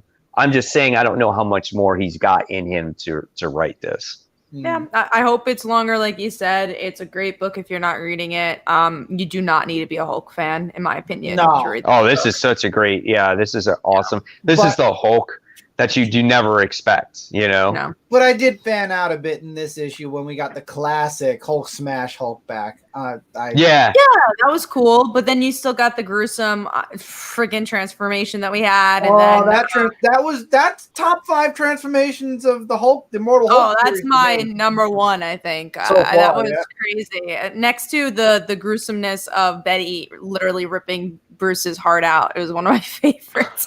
And she's eating it. Remember that? And she ate it. Look at Brad. He's just like, This is so not a book for me.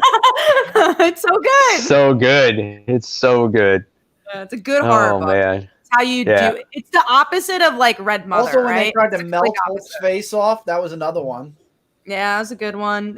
And I also like it's a book that focuses on the supporting characters too. I wish Jen was in this book. I think that's when it would be like 5 stars. I wish we would explore that for sure. I feel like in this story arc, the supporting cast wasn't as strong in this story arc, right? Until the very end of it, like because you know why they were so prominent in the beginning. Because they were all being introduced. No. So once they were introduced, they were in there, but they weren't as like in your face, like the previous issues were, you know? I agree. So, all right. So there's our little bit of our Hulk talk. And that was my number 4. So what is your number 4, Michael?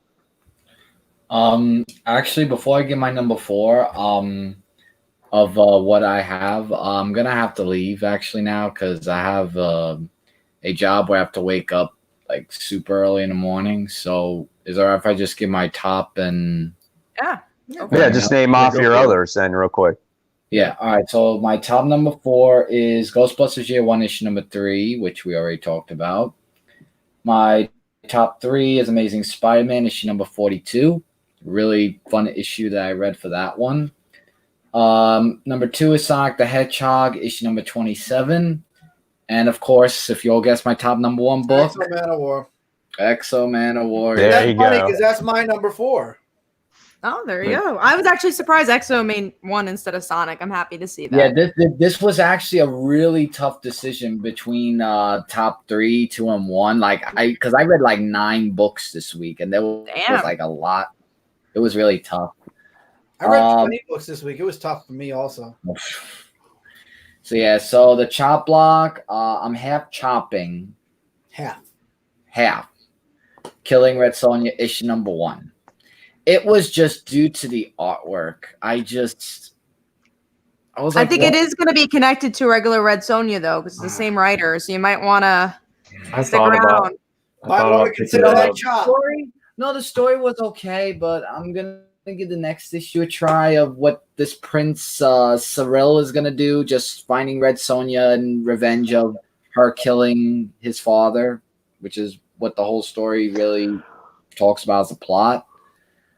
And and for me for this week, hopefully I'll have a video or 2 up for this week on my Duroc 18 channel, not comic related. Damn it! I was gonna say something when you would. And that's all for this week. So really sorry to leave early, guys. Hope I will definitely see you next Tuesday, and all of you have a good night. See you. Good night, Michael. Good evening, and have a pleasant tomorrow. Indeed. See ya. Pleasant Brant, today, actually. And today. Brant, what were you going to say about killing Red Sonja? I was just going to say I was going to give it a shot, but the art kind of killed it for me too.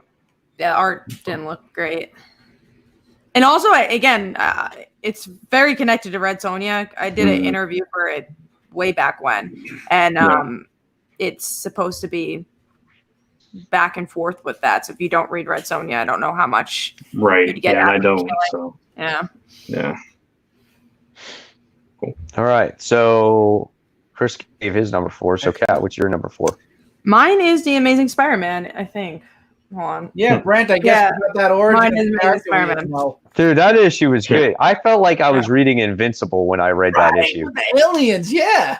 But I was like really surprised by it because the beginning I'm like, oh my God, exposition again. I don't know how to feel. But then you get into this like emotional story about him. And I'm like, oh, like it was touching and sad. It was. I felt so bad for that monster. I was like, man, oh man, that thing has been through so much. And so that shows you the writing of Nick Spencer, where this character that, you know, he's been around for a while, right? Was it Cog? I think his name is, or Gog. Something with a G. Gog. Yeah. It's like he's been around for a while. He has history, but do you really care about him? No, not until now. But you really cared about him in this issue. He made you feel like he was like your little pet, your sidekick, you know. And it's just like, and he lost his master. It was so sad. And the little kid dies. I was like, oh my god. Yeah. It was clever telling the story from his perspective, from Gog's perspective. That pushed it over a little bit. I really liked this issue, and it was surprising because I didn't really like this arc. It had a lot to sell me for me to actually be attached to it. I'm glad I was. I care about the story now and the whole tablet stuff. I still don't care about it. That's my problem. Really? This one gave me a little bit more because it's like now I at least know why he's hunting for them. Yeah, I cared about the story of Gog. I still don't care about the arc. It's just not interesting. So we'll see if I feel the same way in 5 months when I read the next issue. We'll be like, you remember that issue of Spider-Man? No. Like, no. Who's God? Who's God? I don't even know what you're talking about. The dog? Oh, the dog. That's right.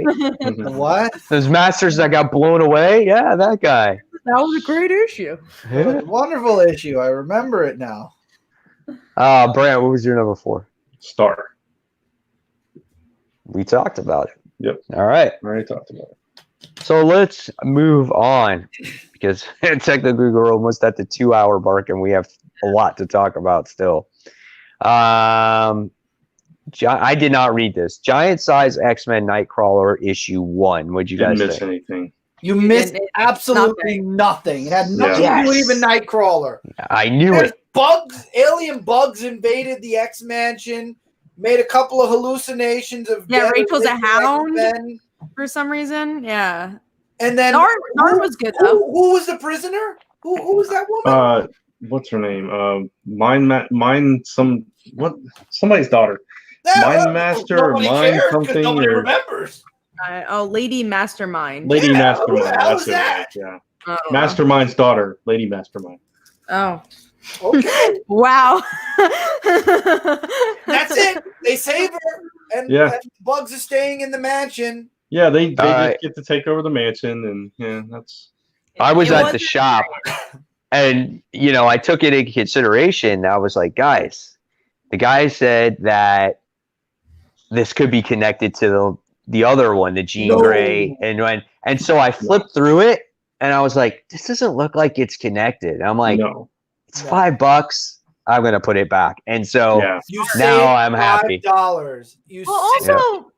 I thought this issue was going to be more about the religion stuff and the X-Men because Hickman's writing bold. So I was like, they're going to dive into this crazy mutant religion. They didn't even talk about it. I was very upset. I really liked that. Yeah, it was a weird trip to get back a character that nobody cares about. Yeah, it was. She was Lady Mastermind. I still don't care. What about Storm? Storm's going to die in 30 days.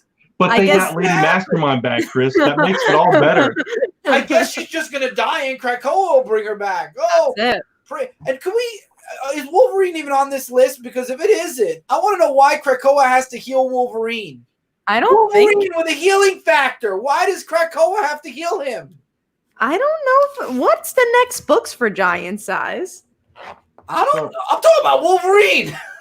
I know him. Oh, I thought you meant if he's going to get a Giant Size book. Oh, no. I'm saying his book came out this week. I don't know why Krakoa has to heal him. He has a healing factor.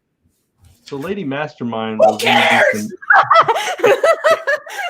was introduced in Extreme X-Men, and last time we saw her was an all different Marvel. Oh, God. That doesn't brand. You want to bury a character? Keep going. I'm trying. Oh, okay. If you're trying, keep going. So you're good, Mike. You didn't miss anything. We don't know what the next. I heard way too much than I needed to hear about this book. You even got to hear about Wolverine. We had to suffer, so I was making sure you suffered just equally. So. All right, so let's get to Suicide Squad issue 4. Mike, you got to stop recommending me books. My money. This book was good too, man. Tom Taylor gets you introduced to this team a little bit more on how they got together, and you got to know the history of that. I keep forgetting her name, that big gigantic one. Melissa? Osita, something like that. Her name is Lady Mastermind. I don't. Shut up. Get out of here. This I book's think it's actually good. Osita or something like that. Osita, yeah. So you get to see like how she was like tortured, and you know how she blames Task Force S for everything, and she was trying to find people that were affected by them as well, which I think was really cool. And then they have to go after and find Boomerang, and that was kind of awesome as well too. And Deadshot's kind of just has to do what he's got to do, you know, because otherwise, you know, his sentence is going to be longer, or he could get killed, or whatever it is. And just like Harley herself, her character was so well done in this book. Again, I said this a couple weeks in a row. Harley is written perfectly in this book. Yep. This is the way she is. In Batman, she's written perfectly. So if you remember, Tom Taylor wrote Harley amazing in Injustice as well. Right, yes. But this is canon. This is real Harley, you know. So this story was really good. And then when they really come after Boomerang, they come across him at the end. They send Jog out there to go after her, and look what happens to him. Yeah. I was like, oh damn. But I just like how like the other team was gonna murder Harley and all that other stuff. Like there were so many funny moments in this book. It was so well done. And sorry. No, I was just gonna say, and I that's what I really loved about it. I loved their little drive in the van, you know, and stuff like that. I wouldn't say it's the best DC book out right now, Black but Knight it's one of the better ones. The best DC book out now. Yeah, Teen Titans. I agree with Teen Titans. Did you not get this issue, Kat? No. But now I have a chance to catch up. Yeah, see, I think it was. Yeah. I think it was cool that, like you said, with their motivation being that they're kind of innocent bystanders of what's the Suicide Squad's been doing over the years, and Boomerang was involved with her wife getting killed. That's right. Rosita.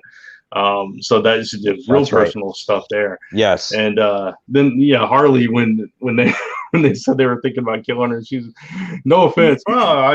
People try to kill me all the time. I don't take offense. It's cool. She was just written perfectly in this, and the way she was trying to get Deadshot to kind of tell her what he doesn't know, because she could tell that he knew more than he was letting on. Just it kind of unfolded. Those first two issues where you were kind of lost on what was going on and why they were turning on the other team and stuff, and it just kind of all unfolded in this issue. So it was a little bit slower for me, like I told you, Mike, but still a solid issue. Yeah, it was slower because they had to get to the point of why. Right now, you finally get the reason why they're there, and that Osita's wife was in the army with her, and that's right, she got killed in the field of battle by Boomerang. So that was pretty cool. And see, Kat, that's where you would get really interested in that whole situation as well. So that's why I thought, I'll check out this issue. I have to. I'm only one issue behind too. So if I know. It's you got to give Tom Taylor that time to tell his story. It was the same thing with, at least for me, with Deceased. The first two issues were just like, oh my God, this is kind of not good, you know, but give him time. And then he gets to that meat of that story. And then he really dives into the characters at that point. And I have to agree with Black Knight. He said this on my review earlier today. The beat covers are awesome for Suicide Squad. The artwork in general is really good. That book, that's something I really enjoy because I love Injustice. It's the same team.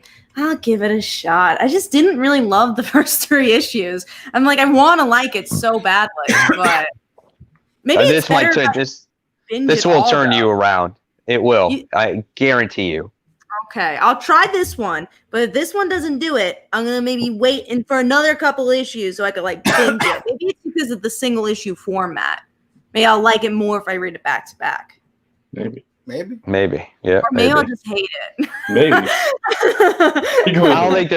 don't think there's anything here to hate in this particular area, because if you love character moments, I think you're gonna like this issue. I love the emu moment. I'm sorry, that was the best part of the book.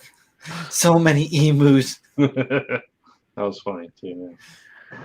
All right, so let's move on to our number threes. My number 3 is a book we already talked about, Amazing Spider-Man, issue 42. Chris. Immortal Hulk. We already talked about it. Brian. Crowded. We already talked about it. Kat. Mine. Batman. We already talked about it. All right, that's how we get through things. Yeah. All right, next, Transformers vs. Terminator, issue 1. This book was actually a lot of fun. I loved it. Really enjoyed it. TMNT. The guy who does TMNT does this book as well. Oh, really? Oh, okay. Okay, that's why I didn't like even it realize so that, much. I did not expect this to go in the direction that it did, to where I would be like, oh, why do I care about this? But I thought it was so badass how obviously it's the Terminator versus the Cybertronians. The Cybertronians are trying to destroy the Terminator, and they're trying to protect Skynet. And so he goes back into time.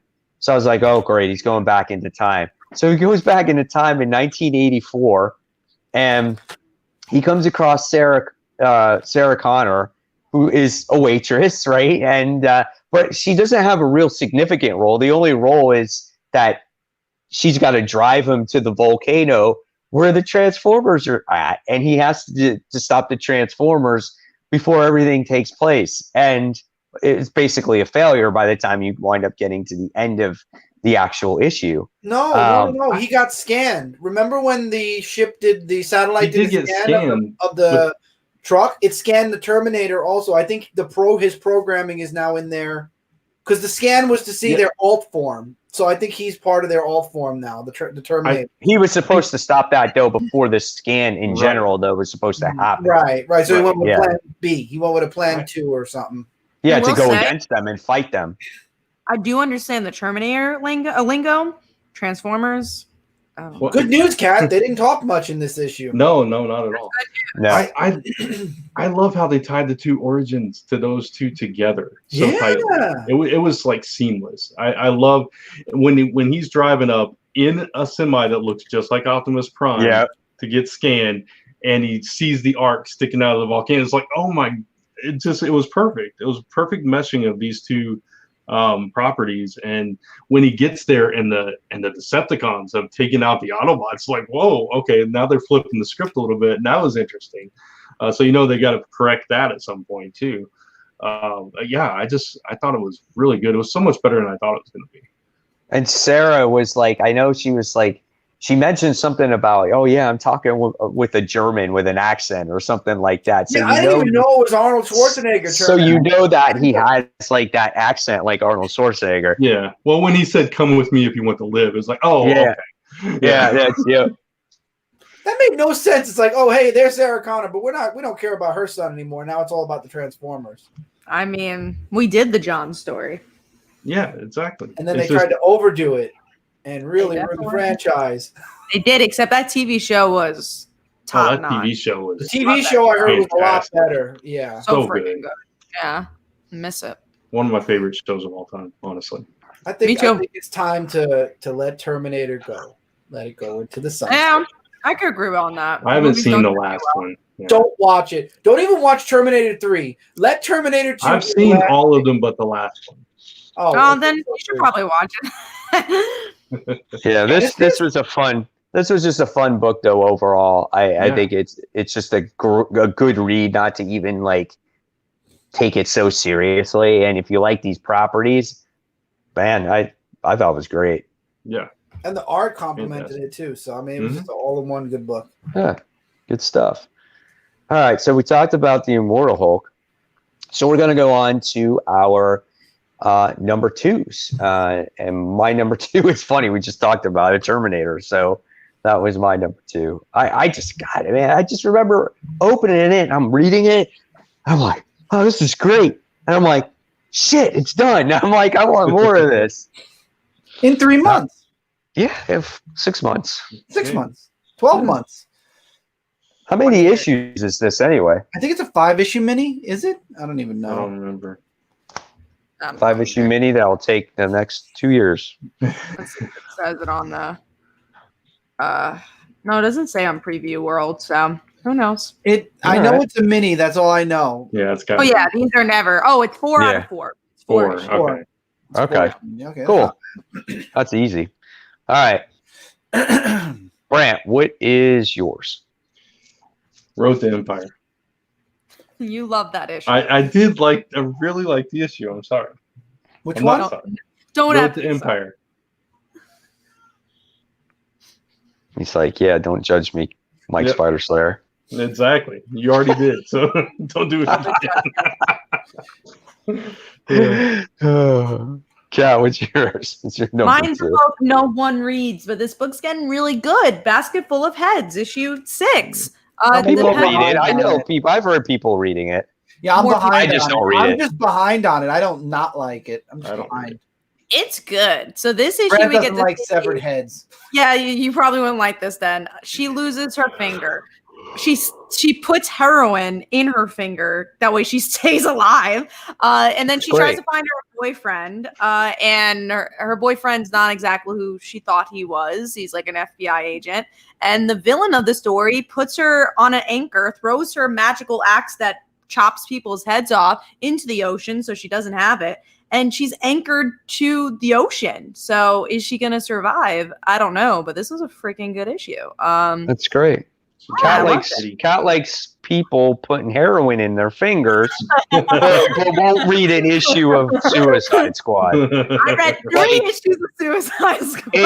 It kind of goes together, right? Suicide and heroin in the finger. There's a connection in there. She's trying to survive, so she did the complete opposite. She just couldn't feel that pain. She cut off her finger. I'm gonna give issue 4 a shot this week. I'm gonna tell you if I liked it or not. Okay. It's gonna happen. Okay. There's no other comic books to read, so you have no choice. I mean, I could find something. Nope. Yeah, Suicide Squad. That's it. Besides Suicide Squad, I'm sure there's stuff that's out. That the 5 years book comes out. I can read that. Like Batman. Nope. It's a lot of books. Only 3 pages. Digital First only does like 3 to 5 pages. Yeah, it's gonna take me a while No. to get through it. Kat, you'll be done with all your digital books in less than She's a half gonna read a hour. panel a day. Yeah, I want to savor it. So All right, Chris. We already talked about it. Batman, Curse of the White Knight. And Batman. Next. Or Yeah, right. We're gonna go talk about X-Men issue 9. Brew. Brood. A you lot of guys action. you guys, I think, like this book more than I liked it. I hate space. Get the space out. I don't care if he eats an egg. Get But it it out. wasn't so loose. It was all about the Brood, though. That was the Yeah. thing. They're all I about just like space. the They're all end. about that. The end is what's cool. Well, think Yeah. That about was it. the best part. So Amen. Brew is the king of the Brood, and now Yeah. they have control of that whole race. Yeah. Like, think fine. about that. Think about the insane. power they have at their They disposal. now have guard dogs. He They have has so much control of like power. 6 trillion drones. It's insane. We'll see how- 1,000 queens. Yeah. We'll see how next issue plays out. Well, I don't- love it. Don't be surprised if they use that to their advantage when it comes to this event later on. pre-scroll, yeah. Or we'll Krakoa, see. yeah. Either way. Or I mean, I feel like X-Men's like we out. You know, I don't think they're gonna deal with Empire. Maybe not. Yeah. I don't think Yeah. they're not. I don't think they are. I think their event's going to be. Well, now it's months later, so their event's going to be eventually Gonna later happen. on Next year. next year. Yeah, that's probably what it's shaping up to be. The beginning of next year. I'm just happy for little Brew. No, he's a king. Now, Do you know what I thought was going to happen when he ate that egg? I thought he was actually sacrificing himself and he was going to change into a That would have been king interesting. itself. Yeah. And said, I thought he was having breakfast. Well, he kind of was. He had scrambled eggs. Yeah. I just like, sorry, I ate it. Okay, Brew. But it'll be interesting to see, though, what maybe the long-term effects might happen to him. Yeah. You know, True. so maybe he will transform. Maybe he does become evil. Well, we Like, won't see anything because every story arc that has been introduced, nothing has continued. So that's what I don't get about this book. But Yeah. somehow, Jonathan some Hickman way, will put it all together. he's gonna connect It may the dots. take him 50 issues to do it. 50, you're being Nightcrawler- generous. 100. know. Nightcrawler's Right. religion is surrounded with bruised egg. Telling you, calling Just it now. know that this is X-Men for the next 3 to 4 years. I mean, I don't mind. I actually do like the pacing of it because if Yeah. I don't like this issue, I could love next issue. So I don't. It's very Silver Age in that way, which I kind of like. Right. Yeah. All right. And then let's talk about Mighty Morphin Power Rangers. We'll do it really quickly, because we I- are It was okay. This issue. It was a lot of fighting and it was point A to point B. It's the Yeah. the But wait, roundup is that. Hold on one second, though. Shouldn't this be an important issue if it's right before issue 50? No. I think it builds up to a bigger war that's going to happen. So I thought it was like a good build-up issue. the but Omega not, Blue like, Ranger is shaping up to be like a real world Draken. Well, I was saying Kaya too, because she's, going up against everybody. So, yeah, it was an okay issue. I agree. Hopefully issue 50 is bigger plot-wise. I feel like they're trying to make, because they're getting rid of Go-Go, they're trying to make the Omega Rangers big enough so that they're like, hey, we're going to make an Omega Ranger series. And I would, at this point, I would follow it. Yeah, I'd buy it. I think honestly they're gonna. Then we'll stop Power Rangers talk. I think they're gonna do a Ranger Slayer book because they have a one-shot coming out. So I think she's going to join the Omega Rangers, and I think they're going to have to find another blue, and then that'll be it. They'll have a full 5 set. yeah, we'll see. Either way, I'll definitely get the series. Oh yeah, Brent's like, yeah, whatever. oh, that's If why the we turtles are in it, I'm deeply there. about it. He's like, I want the turtles in it. 3 months, 6 months, you'll get it. We'll get that. The last issue. We're just waiting for the finale of that Yeah, I one. know. Mike, you got to pick it up and do a review. Come on, Oh, Mike. man. Pick up Power Rangers. You know, He's gotta you pick have up. time now, Mike. No new books are coming Exactly. out. You should read the We TMNT actually- book. I We think did a if you're gonna- Power Rangers skit back in the day, talking about Yeah. We the did. We I was did. Alpha. Yes. Oh. And Cat actually came out of a garbage can. did. Yeah. I remember that. Yeah. And I I did. had a thing on my head, and I did the whole yeah. And I did battling in my backyard. Yeah. I think I did. Yeah. Yep. I don't remember why we did it, but it was I for don't something. either. I really don't we remember. were doing some kind of celebratory. I think the new season of Power Rangers was coming out. Oh and yeah. we were reviewing Power See, we Rangers. used I to be think. fun. What happened? We peaked, and then we just decided That's to it, get we boring. That was it. We peaked. If you want to Because see no this one- come back, let us know in the comments below. Because once Or again, no one watched it. No one watched.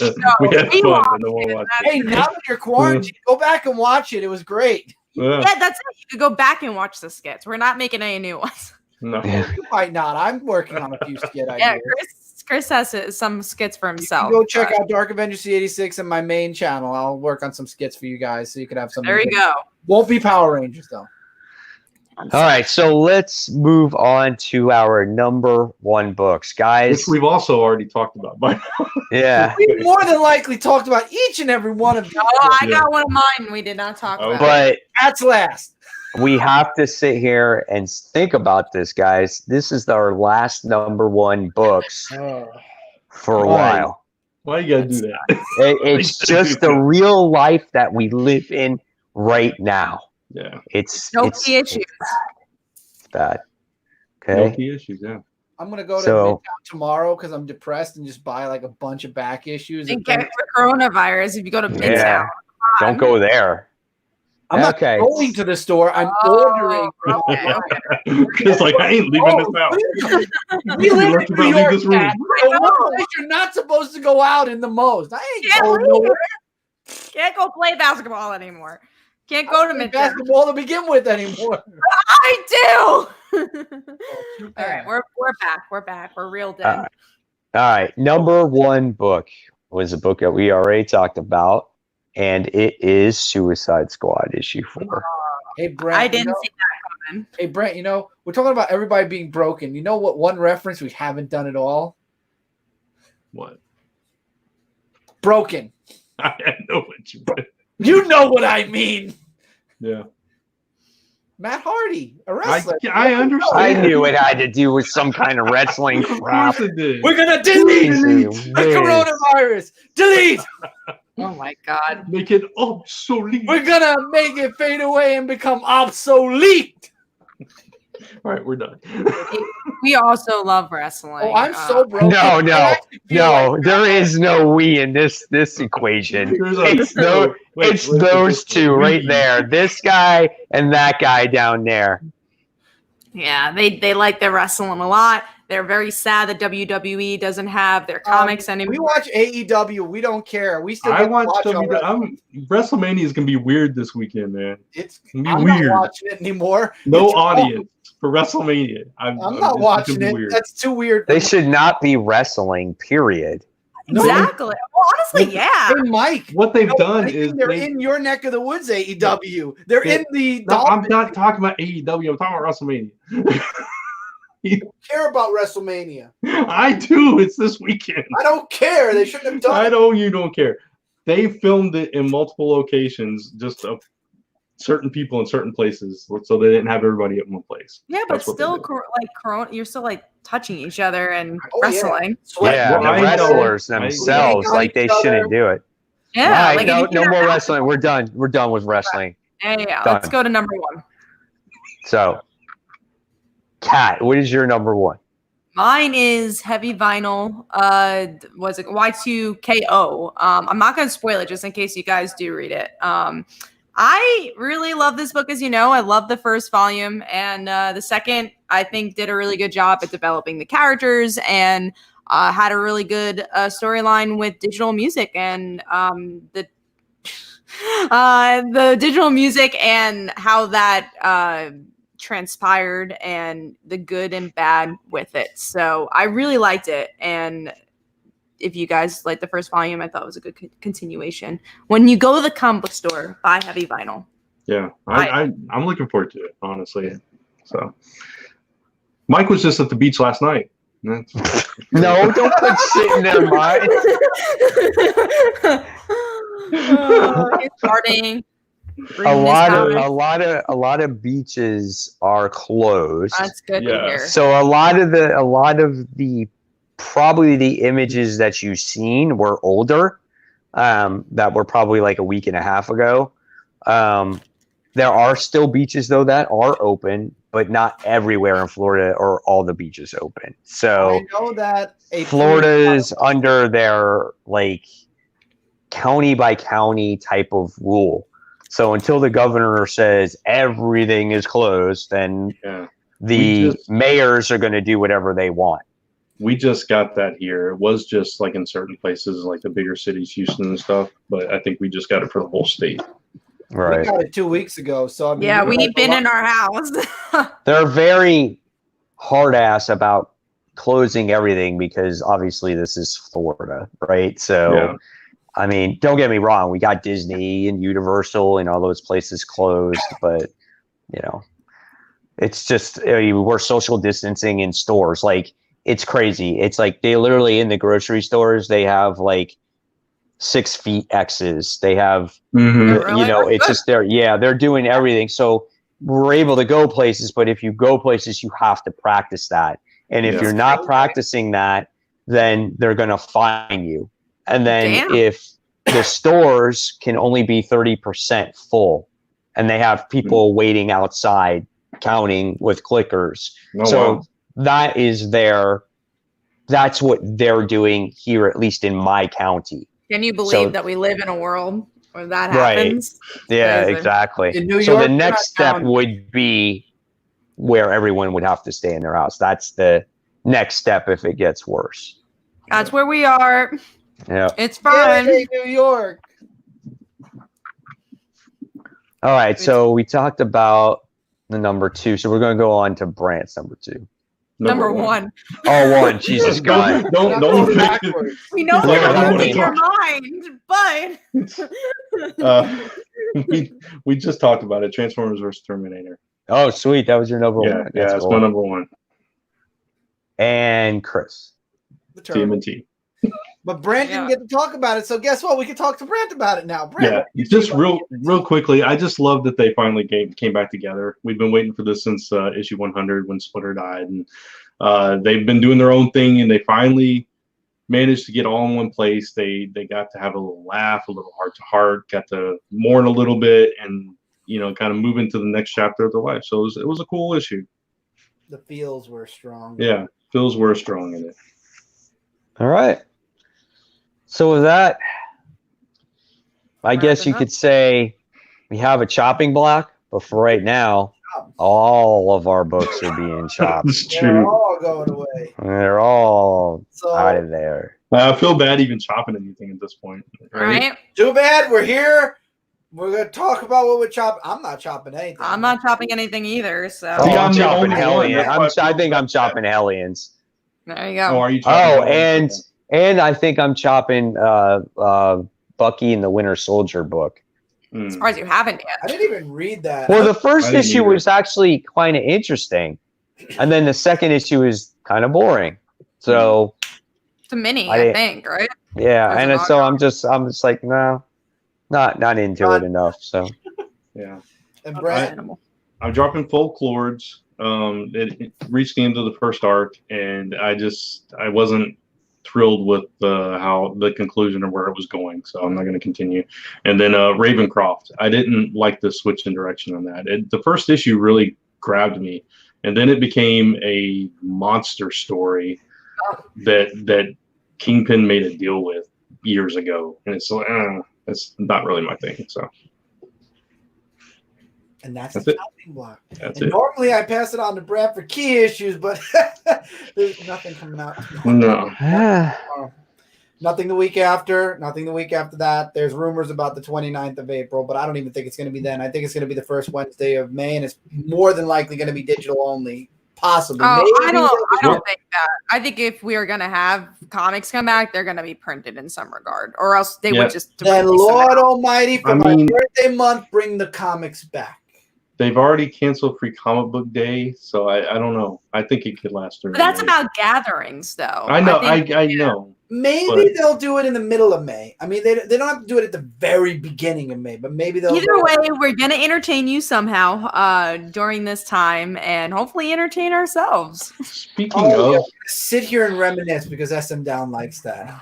speaking of Free Comic Day, Russell Nolte is doing Alt FCD is what he's calling it. There's a Facebook group, so if you search that Alt FCD, it's I think it's May 1st and May 2nd, and it's like a digital. Giving away free comics, yeah. Are you giving away? I'm giving away the dancer for that. So I'm probably going to. I would love to give Celestial right away. Yeah, let some readers get into it. Yeah. I'll let you. I'll show you the group after. Yeah. So that's pretty cool. We're trying. There's all these virtual Comic Cons and stuff like that. So there's we'll stuff see. to keep you entertained For sure. And we're here. All of us are here entertaining. We are. So let us know what you want to see, and we'll try to do something. And congratulations to Mel, who got back to Michael, by the way. So Mel, sweet. This week's contest. So with that being said, this is the end of the show. Before we close out, does anybody have anything they'd like to talk about? I do, actually. If I could promote this for a second, I got this board game giveaway going on right here. So if you guys want to go check that out, you can check it out at, let me pull it up there. So just go there and enter. We're giving some board games away. I know people are looking for things to do, so hopefully that will give somebody something to do. That's awesome. Yeah. I too on my channel am trying to get it off. There you go. I too am working on a giveaway on my channel. Last week I showed the first item in the giveaway, which is a Spider-Woman lithograph. I have the second prize. I'll be showing that off on Dark Avenger Live Friday. Dark Avenger Live, like Comic Book Weekly, will still be going on. The last comic review, however, was today. I might bring back Comic Book Corner reviewing some trades. And I do believe we're still getting previews for month of May. So I'll probably do a 3-part previews book again. I just don't know when they're coming out. Who knows if we'll get a preview book or not. I am. DCBS is sending my previews book. I got it. Oh, are they for May? No, because it's already printed. So yeah, because it came out in the shops last week. Yeah, it did. So, yeah, it's already came out then, so that's yeah, why. Yeah. They So came out it'll be digitally. for the month of either well, it's supposed to be June, so it'll be for either July or August whenever they come back. Oh, okay, Yeah. that makes sense. All right. So I'll be doing videos on that, and I'm working on a couple of other things on my channel. And Brant and I will be doing Aftershock. It's going to be, is it a surprise or can I say it? No, you can go ahead. We're going to be combining last week's episode and this week's episode, and it'll probably be at the end of this week. And Brant also will be well, I'm not going to take Brant's thunder. No, that's fine. I'm going to do some WrestleMania content on Monday and Tuesday. So that's why we're doing AEW early, and we're combining both last week and this week. So other than that, I'm trying to think. Is there anything else? Nope, that's it. So thank you all so much. If you are Brand. What? I didn't do anything. No, not Grant. Brand. Oh, Brand. This. Don't forget to subscribe. Whether you're watching on Comic Book Corner 2.0 or Comic Frontline, subscribe to both channels. Both channels have awesome content. Don't forget to like this video on both channels. Don't forget to click the notification bell, which is over Cat's Head, to be notified when new videos happen. And follow Comic Frontline all across social media. And if I go all the way down here, boop, don't forget to follow us on our social medias, which are here. And for me, I also do Twitch, Dark Avenger Gaming. So other than that, we hope you guys have a great week. Stay safe.